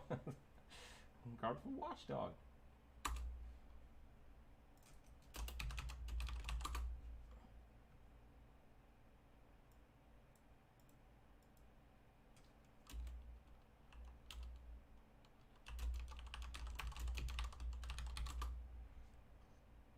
Dead Alewives. There we go.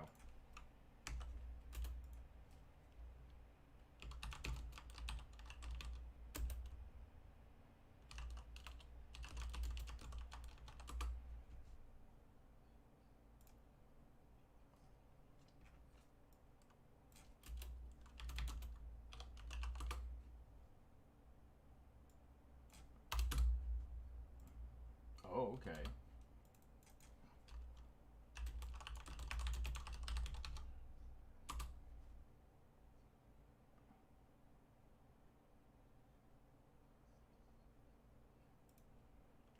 Here's the Final Fantasy version because I think it's funny, but I'll post that in the voice chat. I don't know why I'm posting videos today, but hey, you know what? It's Tuesday. I do what I want.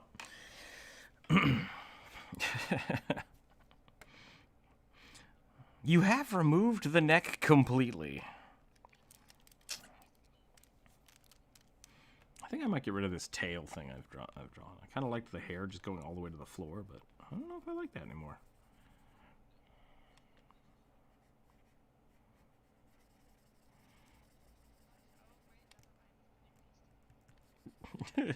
Push-ups.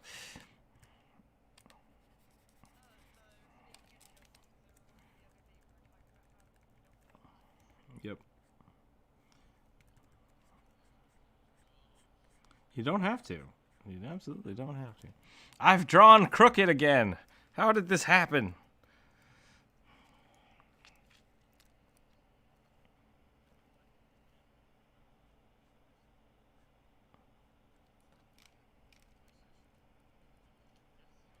You gotta go get that. Gotta go get that practice going.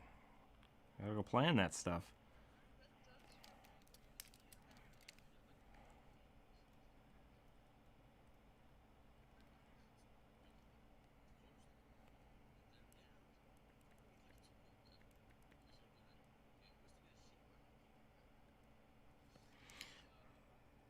You die horribly in a fire for no reason. Where'd the fire start from?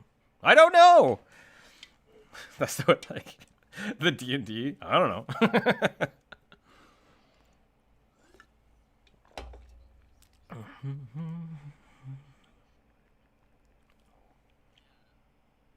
My favorite thing about the murder hobo mentality is like just a blatant disregard for people around you. Not like in the players, but like actually in the game. Just like, I'm gonna stab that guy. It's like, there's 20 people. Like, you think all of them are gonna just run away? Okay, let's find out. Exactly, yeah. Like, someone was just here to, you know, talk to somebody about a thing, and then they saw a guy murder a guy, and now he's gonna kill you. Are we fighting? And then, you know, the rock giant that was just casually passing through town decides to just join in the fray and start whomping on people.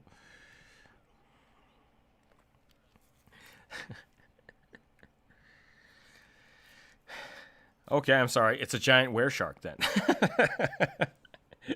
My point being, very few, and this is something I've loved to instill in my characters for evil campaigns, is the first time they started playing the evil campaigns, they're like, yeah, I can do things that are advantageous to me with no repercussions because I don't have to worry about that. And it went from killing people instantly to all of a sudden, after 3 or 4 errors, okay, who's around me? And it just makes them all really shifty. They're just like, I need to look around. Like, yeah, there's like 3 guys across the street just hanging out. You're like, okay, well, maybe I'll do this later. So my players are smart enough to kind of catch on that, like, oh, they need to be aware. But I steal it from the shopkeep. Okay, the Bugbear Bodyguard stands up from behind the room and comes over to kick the crap out of you.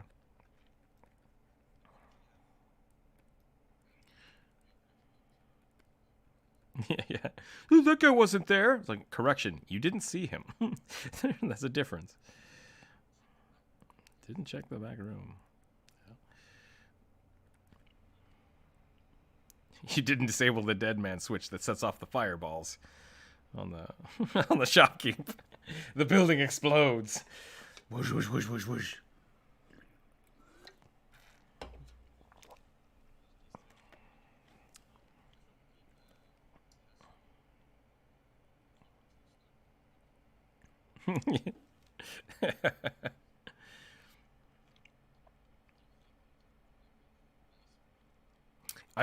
Oh man.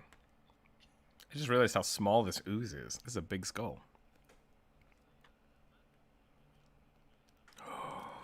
Oh, hell yeah.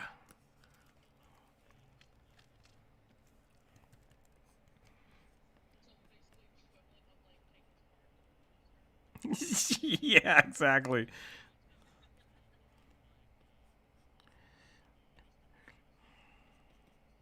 Everything's behind a glass, like a locked glass cabinet. And dang it! What's this little tag? What's this little tag on this sword I found?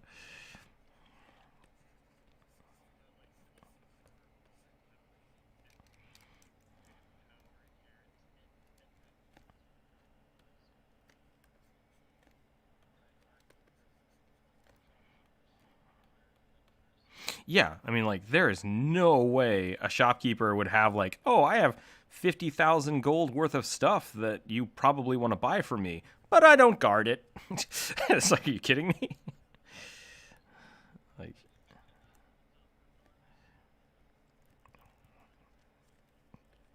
yeah. Go ahead, Dippy.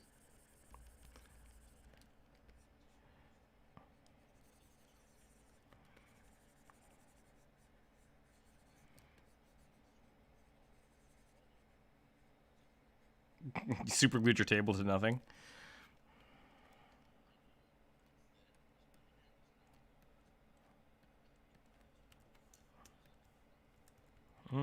That's no good.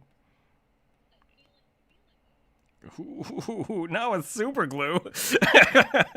That's a peel and skin comes off.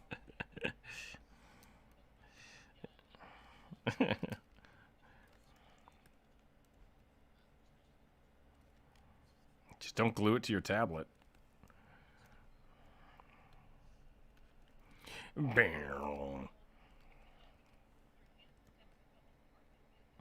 Yeah, this is my life now. Jonah's tablet hand.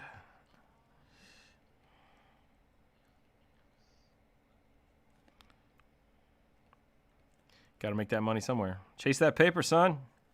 Chase that paper.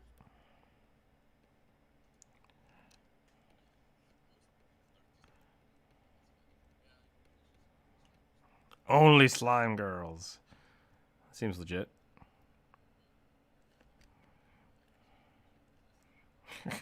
It's literally the only thing I know how to draw.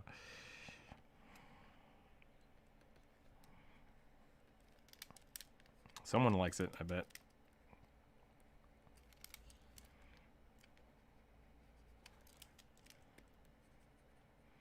Okay, we're going to go ahead and just pop that up to 20. I'm just going to go ahead and put the push-up counter to 20. I like how I have all this reflections and stuff, and then just...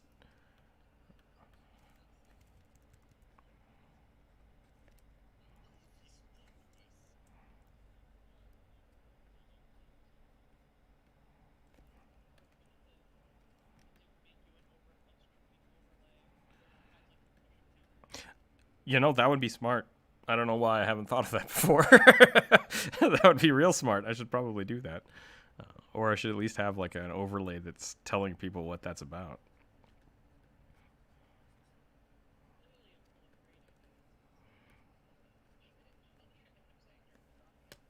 I think it was pretty good. I don't think it was any bad stuff. I think it was all worthwhile.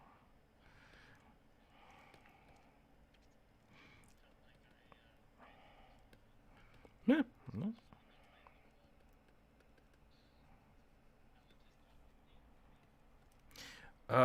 Man, I don't even remember that. No, that wasn't supposed to sound like an insult. I was just thinking, I don't think you ranted at all. I don't remember anybody like over talking.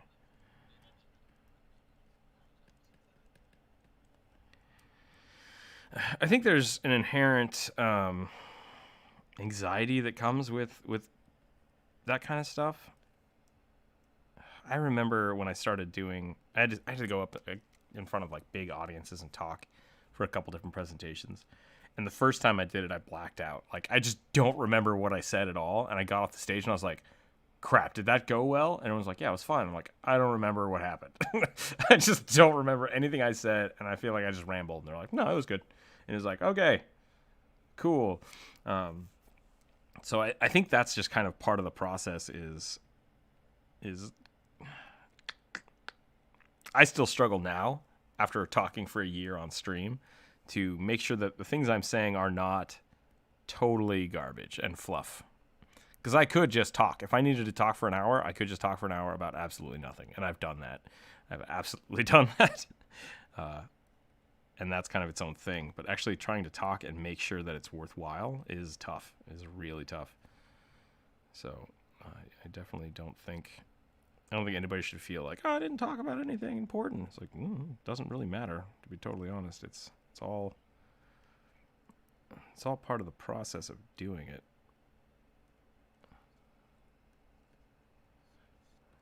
Yep. So definitely don't freak out about the stream. If I invite you on here and you talk about nothing, that's fine. That's actually most of the show. It's a show about nothing. It's work for Seinfeld.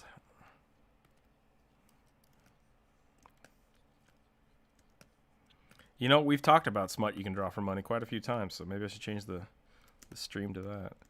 The D&D podcast, also smut for money. Ooh, no, I'm not going to do that. That's a Wait a minute, what have I done? I've got $10. Like, oh, crap.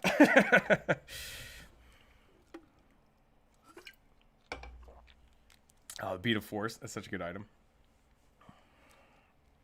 Poof. Ah.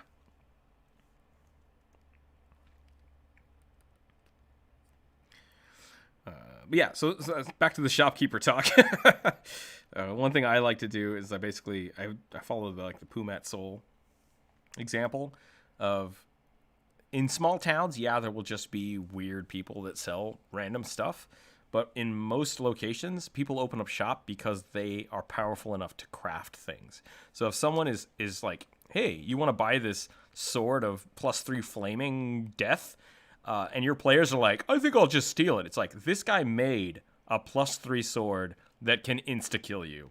You want to attack him? Cool. Let's see what weapons he's decided not to sell because they're too awesome and they're in his pocket. Yeah. The other thing is, like, I like it when people like pick up an axe or something off the shelf. They're like, I'm going to steal that axe. It's like, you really think that a shopkeeper wouldn't realize that you have like murderous intent? Like, there's a reason that everything should be disabled. Like, if you go into a pawn shop or something, like, there's not just loaded weapons everywhere. Everything is kind of behind a counter or somewhere that you're not accessible to until you say, like, I would like to touch said thing, please. Yeah.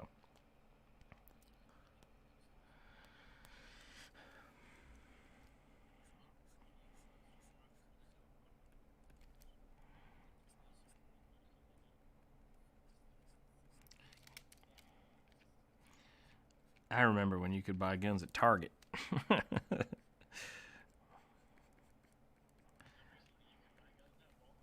Oh, did they stop selling guns at Walmart? I assumed that was still a thing. Maybe it's just a thing in Idaho that they still can.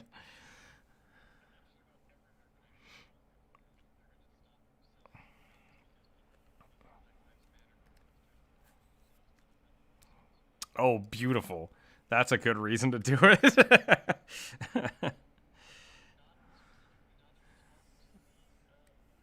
Yeah. Oh, I broke it. Sorry. Yeah, that's fair.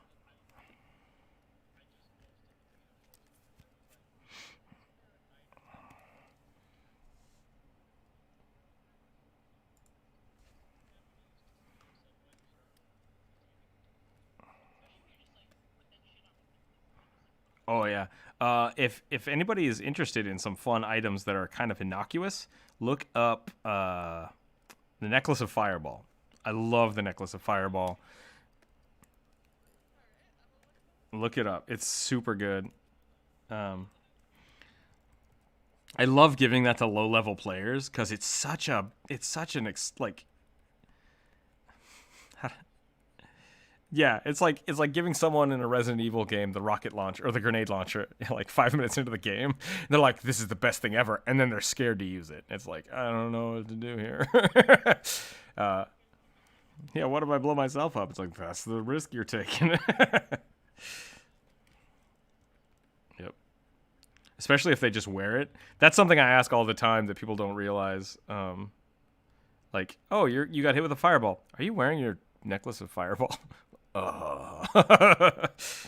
I was like, I don't know. It's like, roll for it. Would you have put that on your neck? I'm like, maybe. Yeah. Boom, boom, boom, boom, boom, boom, boom, boom. Oh, yeah. That's great.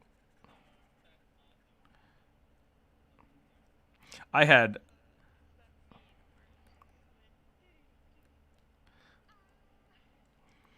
one of my I had a cleric friend.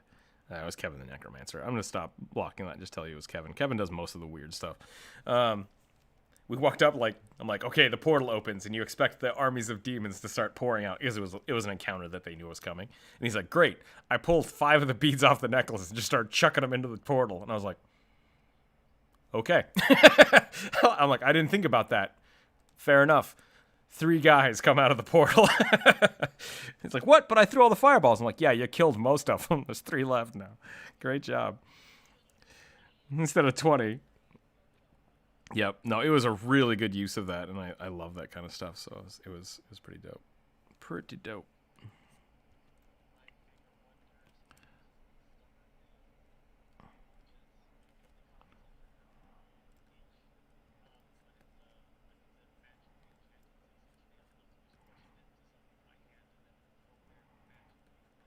That's pretty awesome.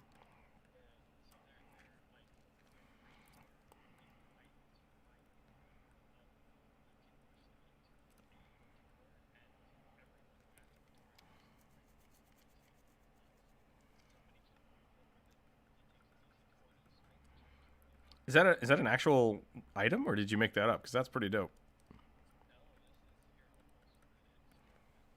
Oh, okay.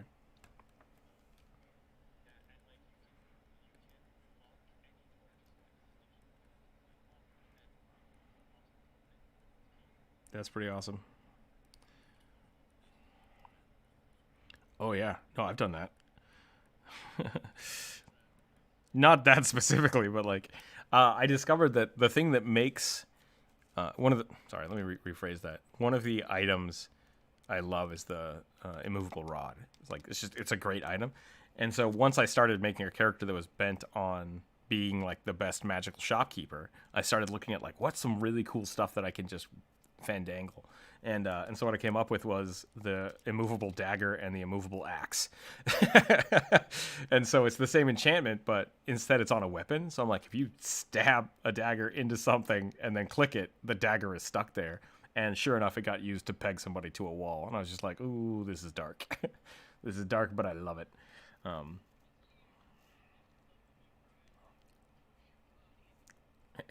Right?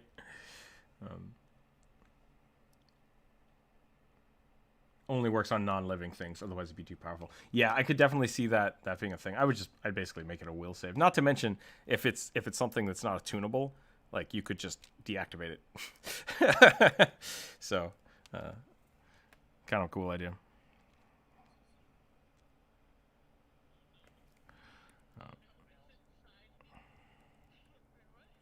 Hey, yeah, teleporting to dragons for.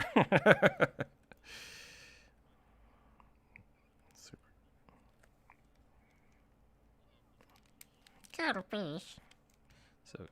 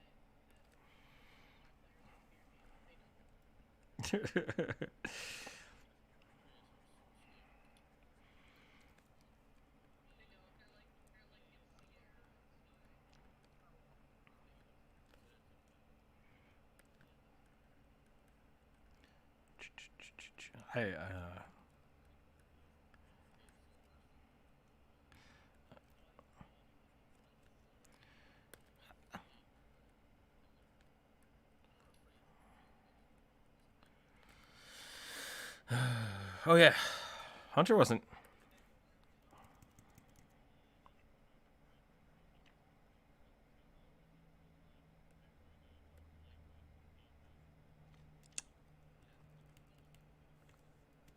Ah.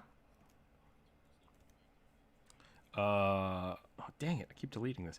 Hunter wasn't here yesterday, and so you didn't hear me yelling about how I hated little random, little random characters. I embody chaos. Like that sounds terrible. Sounds terrible. Yeah. I just want people to be thoughtful. I want people to be thoughtful and function like actual people sometimes. Yeah, possibly asking too much.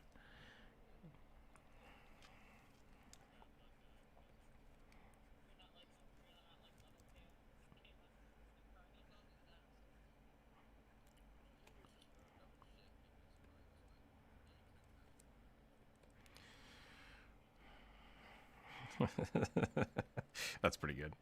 That's pretty funny.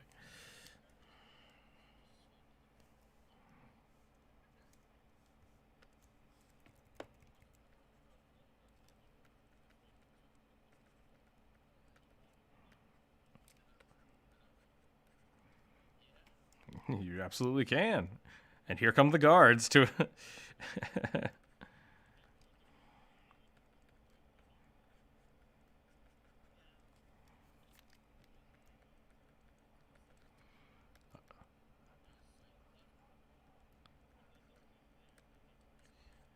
And I would, yeah, exactly. And the other part about that is most people. So what that does to me is basically allows you to attempt those kind of things. Yeah.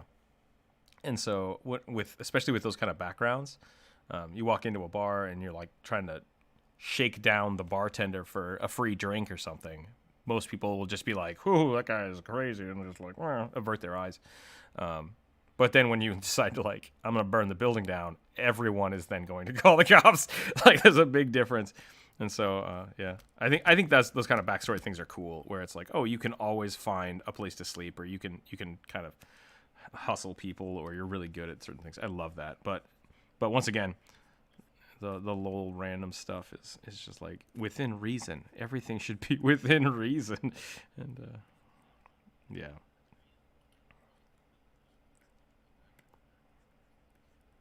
I think that was fine. I think it was a good call. You guys dodged out of the Dragonborn burning you all to death, so that was cool. That was a good. That was the whole reason I had a Dragonborn, because I wanted to breath weapon you guys. You probably saved the party with the sacrificial axe. For those of you that have no idea what I'm talking about, become a Patreon member and you can listen to that audio stream. Money, money, money.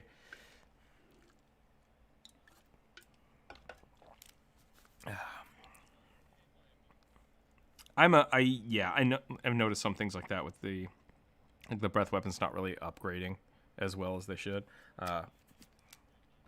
Right. So generally I homebrew that kind of stuff so people can have more fun with it.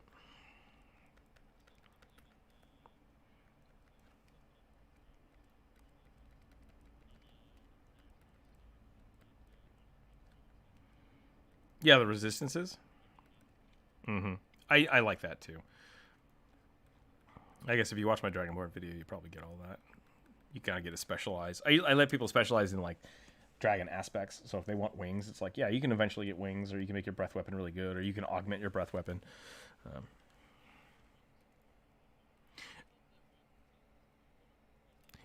It is in Pathfinder and 3.5. Correct. Is it actually in Unearthed Arcana?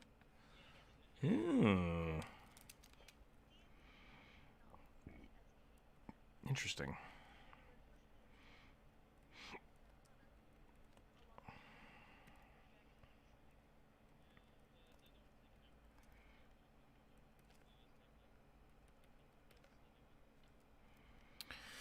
I think I'm good here on my goo. That's a nice little. I mean, to be fair, so like the one I drew here, that took me like 4 hours. So that's fair. This is 2 hours of work. So I could definitely clean this up and make it better. But I like it. I like whatever we got. I like what we did. We did some good stuff today. A year. This is almost a year apart. I don't know if that's good or not. This is definitely, like I said, like with the time, like you can see, like I really love the transitioning here of the bones in the goo. That took a lot of time and effort, which I cannot get with Aggie because I want different little blending layers. So that's interesting. But other than that, this is a lot of fun. I might start doing this more, revisiting some old things. The skull, I feel like the skull is kind of a lazy way out. I might have to change that. Boop, boop, boop, boop,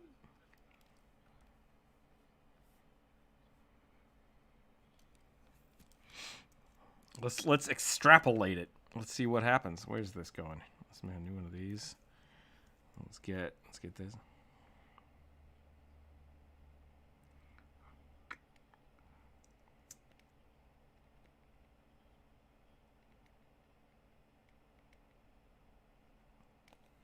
Looks like it's yeah, I don't know what kind of skull this is, but it's good.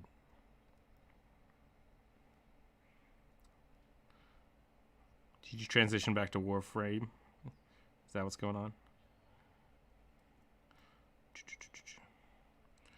Oh, I'm just here to listen to the stream and play games and not be on the the YouTube stream. No, it's totally fine. I'm definitely okay with people doing that.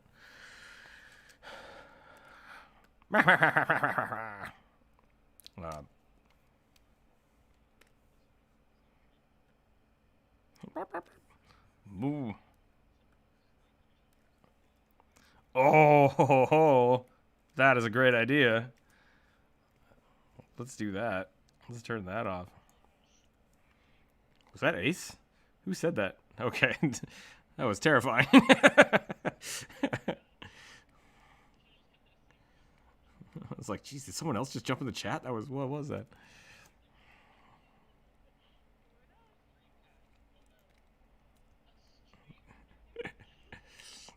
Welcome to the live stream.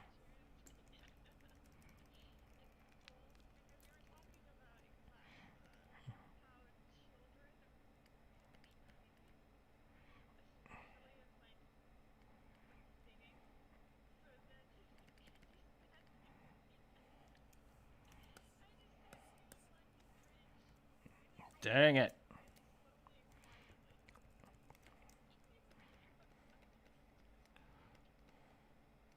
I was going to end the stream today, but now I just realized something. I'll do that another time. We'll do that another time. What day is tomorrow? Wednesday? That's good. Tomorrow is Wednesday.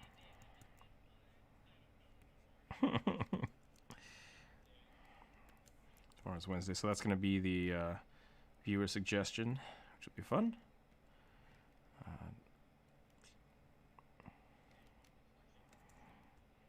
He's just more slimes. Non-stop slimes all day. Slime week. Probably.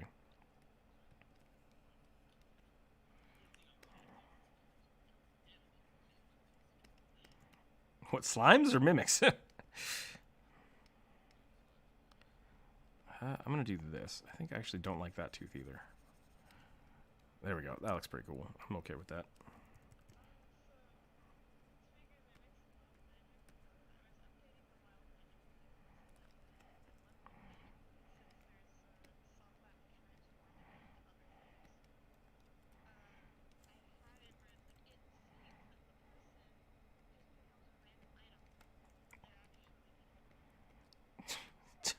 That's just so dumb.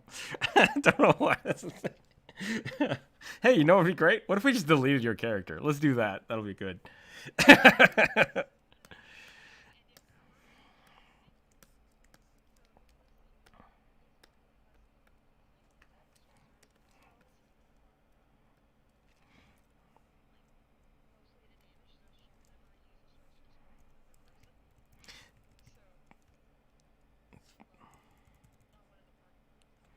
There's a...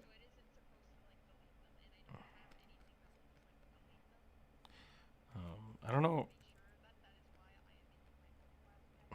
That's fair. There's whoop.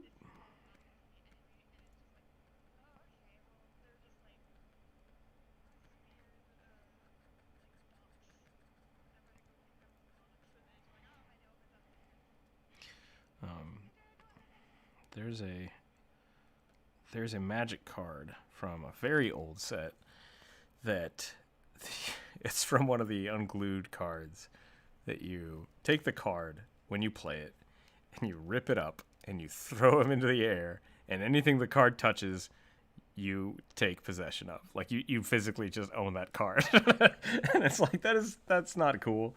Or maybe it destroys it, I don't remember. But those kind of things are just silly. They just don't make any goddamn sense.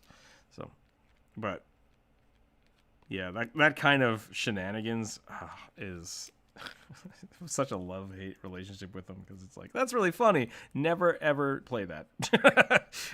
Like, in theory they sound great, but in reality it's like, that is so much potential to just not be fun for anybody. I do like the idea of turning someone into a mimic. Like, that would be a funny spell, especially if you didn't realize what was going on.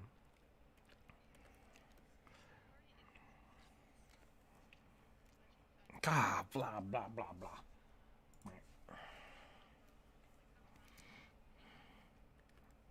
Come with me, mimic vendor.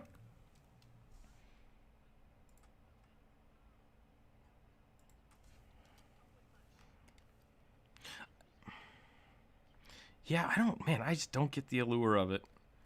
I do not understand the allure of it.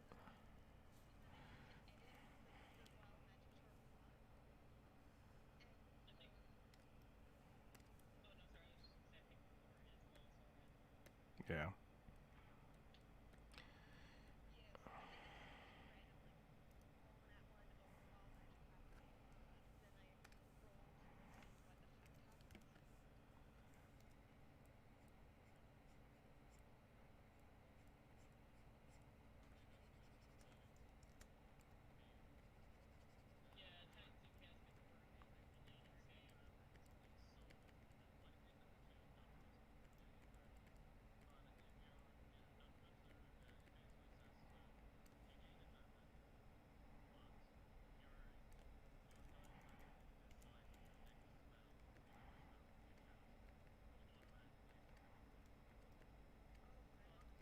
Hmm.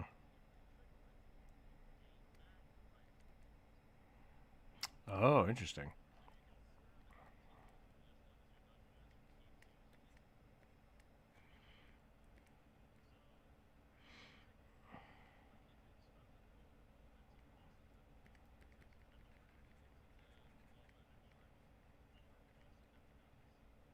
I'm a big fan of that kind of trade off. Like, I really like the concept of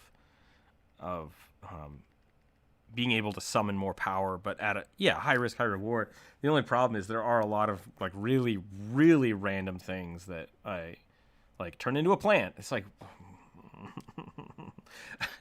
I got to play a little bit of D&D this last week, and it was really, really fun.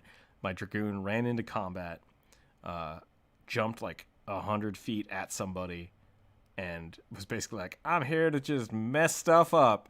And then, to which the kobold looked at me and said, "I suggest you run as far away as you can." And it worked. And so I spent the next 5 turns just jumping with my insane jump ability as far away as I could. So I was like, well, turn 2, I run away, and I'll see you guys in a while. And that was it. So I was out of like 5 or 6 rounds of combat just from a really simple spell, and it was beautiful. It was beautiful, and I loved it.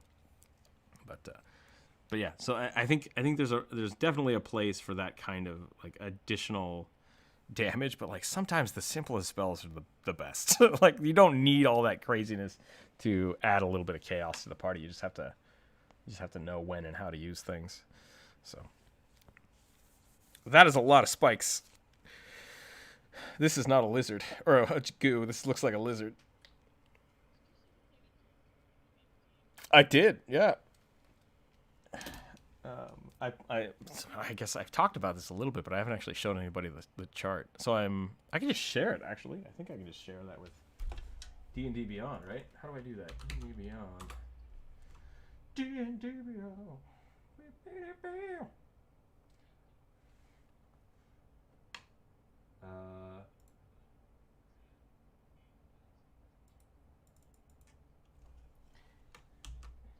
Yeah. So if I okay, D&D Beyond question. I have my character sheet open. If I share that, does that give people access to it, or does it just show you like the PDF?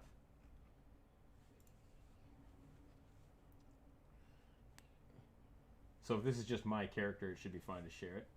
Okay. Hold on a second. I gotta...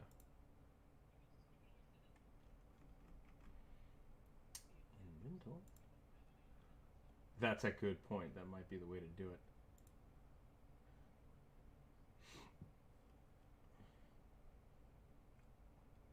I didn't update this page enough. Right? What is this? Who put this here? I don't know what you're talking about. Let's see what we got going on here. I hope you choke. Let's see what's going on here. This one and yeah, I have to update this. So here we go. I can share this with everybody. I will. Let's test that out. Actually, I'm just gonna send this to you. Tell me if this is a legit link. Oh, that looks like it didn't work at all. What the hell? Click to copy. Copied. That was... Oh, I think I just copied the... yeah, I just copied the... So my... my Dragoon is an Eldritch Knight. Okay, cool. So yeah, I can put that in the D&D chat. That'll be fun. We'll see how that goes. D&D. The homebrew variants that we've done for this is basically the charge move counts as a jump when I'm jumping. So I can take the last two. For charge, you have to move at least 10 feet in a straight line to hit somebody. And so as I'm jumping at them, the last 10 feet are down if I can jump high enough. And then what we've decided is that if I can get more than 10 feet above somebody, I can do the fall damage as additional damage to them for the jump.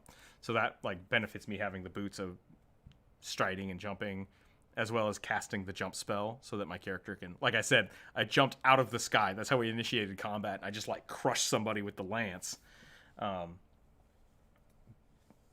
because I'm technically charging at them, I can use the lance at the right range, and then I have to switch weapons.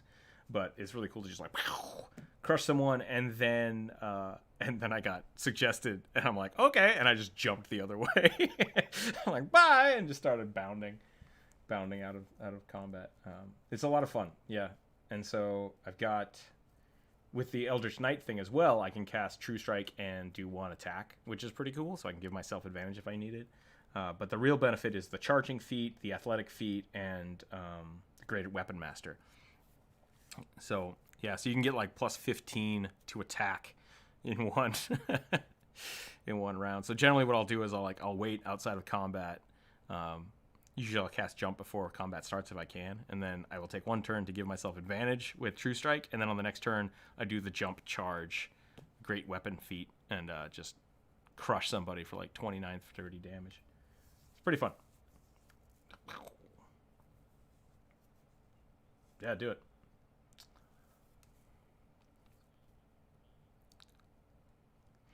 Yeah, there's some stuff. I've read a lot of people that have done that. Basically, every like 10 feet you move adds another bit of damage to it. Yeah, the Dragoon's really fun. What was the other thing they did? So I did Eldritch Knight so that I could focus on like the jumping. One of my other friends wanted to play a Dragoon as well, but they wanted to focus on like the breath weapons. So They did a monk, and then basically the jump is their step of the wind. Whenever they cast step of the wind, they're actually jumping at the creature. And then something now what my friend is doing is he's building Dragoon armor, which I have to add to the thing. So like I have the Dragoon helmet, which gives me better vision. The lance lets me do bonus damage when I'm jumping. I think the boots. What are the boots? Oh, the boots let me jump in and out. So it basically gives me step of the wind when I make one attack. So I can charge in and charge out with one attack, which is kind of a cool idea. Because then it's like, that's more classic Final Fantasy 11 and 14 where you just like, and then land right where you started. I think that was a pretty cool idea.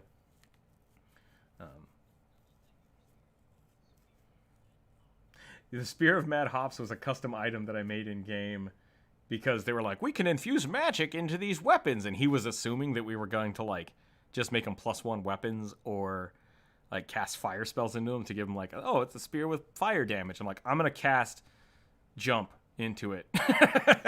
And he was like, what? I'm like, yep. He's like, okay. And I'm like, I'm going to do that 4 times because I just the way the mechanics for building the weapons was. He's like, you're going to cast jump into this thing 4 times. And I was like, yes. So so basically it's the exact same thing as the boots of striding and springing, but if you're holding the spear. So, yeah, it's pretty fun. He also added a thing where it can like ricochet, but that was whatever. It's fun. I've used that before, but it was unexpected. So, yeah, Rook is not great.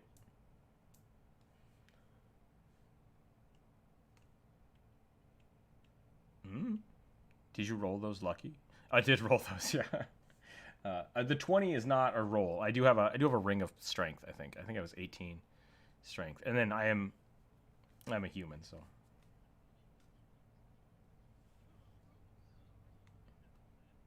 I gave that to the wizard, and I haven't edited the page yet.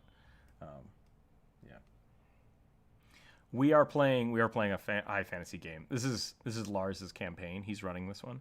So this is the first time he's ever run a game. So he's got a lot of he loves giving us stuff, and it's like the dagger of Poison Nova. That one's pretty cool, but that was a cursed item that I haven't erased yet. So basically, when I picked it up, it was the only item I could have attuned, and I was just like, no! It just explodes whenever you stab somebody. Yeah, lots of fun stuff.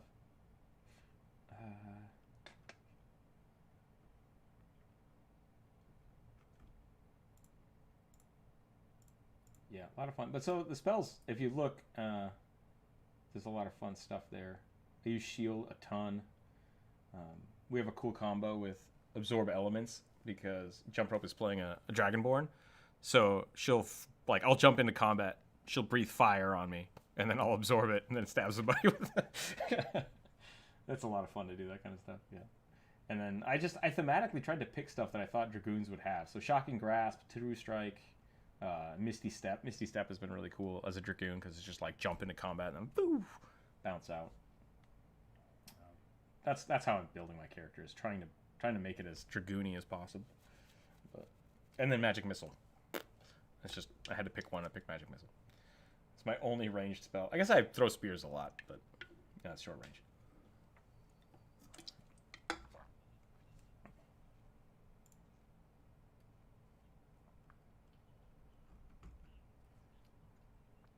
Sure. Yeah, we could do that sometime.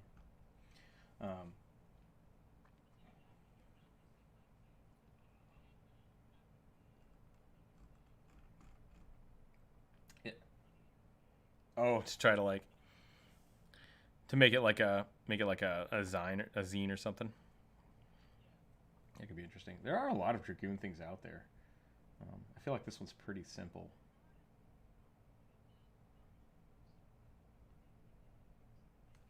I assume they did, yeah, but I could definitely work that out too.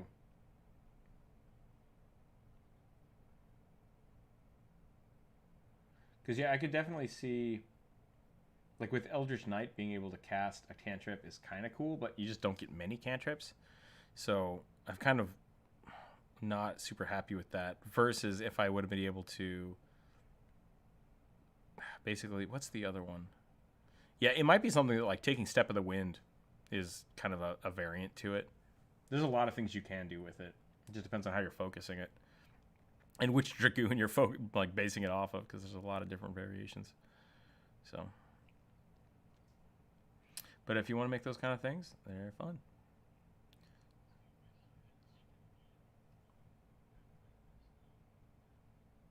Right? What was the other Pathfinder? So I screwed up one time we were playing, um, because I thought I was still thinking of Pathfinder True Strike, which is plus 20 to the attack. And so I'm like, okay, I cast True Strike, and then on my next turn, I charge and I do the other bonus action, and so I'm getting plus 35 to my attack and plus 25 to the damage. And Lars is just like, you what? And I was like, wait, I think I did something wrong. Hold on. Everything's broken right now. So this is a lot of fun. Yeah. Yeah, spears are something that kind of get wishy-washed in a lot of games, because if from a purely mechanical standpoint, it should technically be a reach weapon. And that's really powerful. And so it's like, do we make the lances and spears just downgrade them, or what do we do? And so people struggle with that all the time. And D&D is not free from that. Mm-hmm. Yeah, and so that's with the lance. The lance is disadvantaged if you're within melee range. So that's pretty cool that I can basically jump on someone with the lance because you're moving into their square. That was something that's kind of, you can argue your DM about that, but we agreed to do that because that's my thing. Yeah. So as long as the first thing we did when we started doing this was to determine whether or not I could get high enough with the jump to actually get the bonus damage. I was rolling an acrobatics check for every fight, and then based on how high over the DC I hit, I got extra height, then I could do bonus damage, and it just became me rolling like 4 dice every turn. And then when I got 2 attacks, it's like, we need to not do this anymore. Let's just stick with the charge move and just say that the charge move is counted as me jumping, and that worked really well. And so I think athletics with that too makes it really good, because then you only have to run 5 feet to start that kind of stuff, to get the extra jump. There's a lot of little things that, once again, like in world work, you just have to change the flavor of it. And I think that's the best way to start making a class, because a lot of people are like, I'm going to make this whole thing from scratch and start. It's like, there's already really good stuff there. Just, fiddle with the wording on it a little bit before you really have to start from scratch. So. Exactly, yeah. It's like charge and jump. Exact same thing, but one is higher. The stats and stuff already work really well for it. So, alrighty, it is 12:35. I think I'm probably gonna get to going. We did some cool drawings. Jonas is still drawing. If people want to check that out. The Armor of Agathis. That's a cool idea. Yeah, being a goo and just like hardening yourself. Gross. I cast Harden. You're not a Weedle. Stop it. No, I cast Harden. I solidify. But yeah, a lot of fun stuff. We could probably do that one day. I think we could probably sit down and, I know people have been asking me to do how do you do a Pathfinder 2nd edition character? Like, how do you actually set that up? I'm still confused on it, so that might be something we make a video about or a stream about. Same thing with D&D Beyond, like just going through D&D Beyond could be a fun way to do that. Yeah.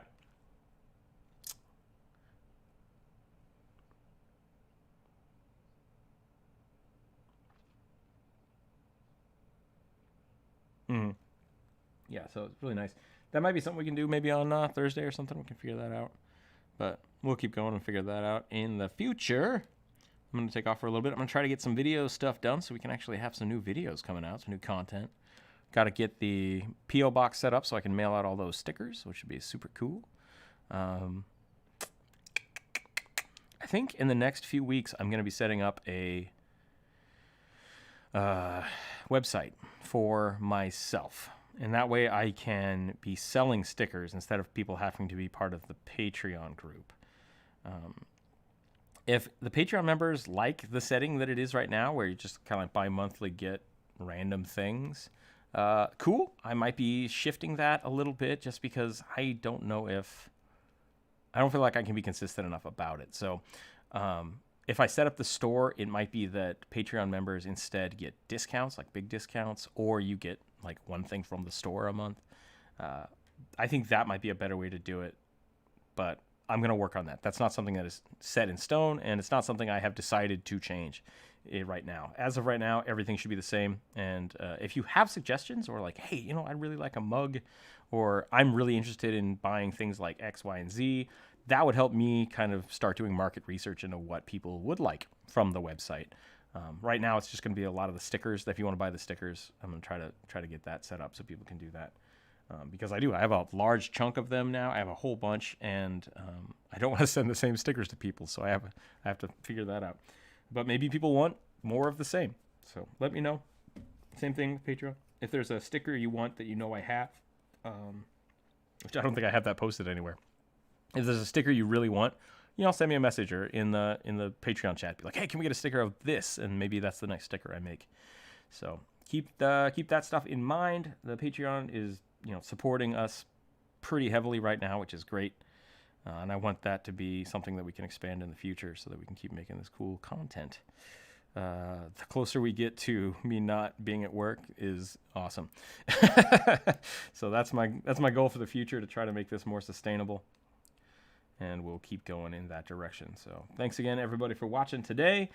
Feel free to share that kind of information with me in the future about stuff you'd like to see.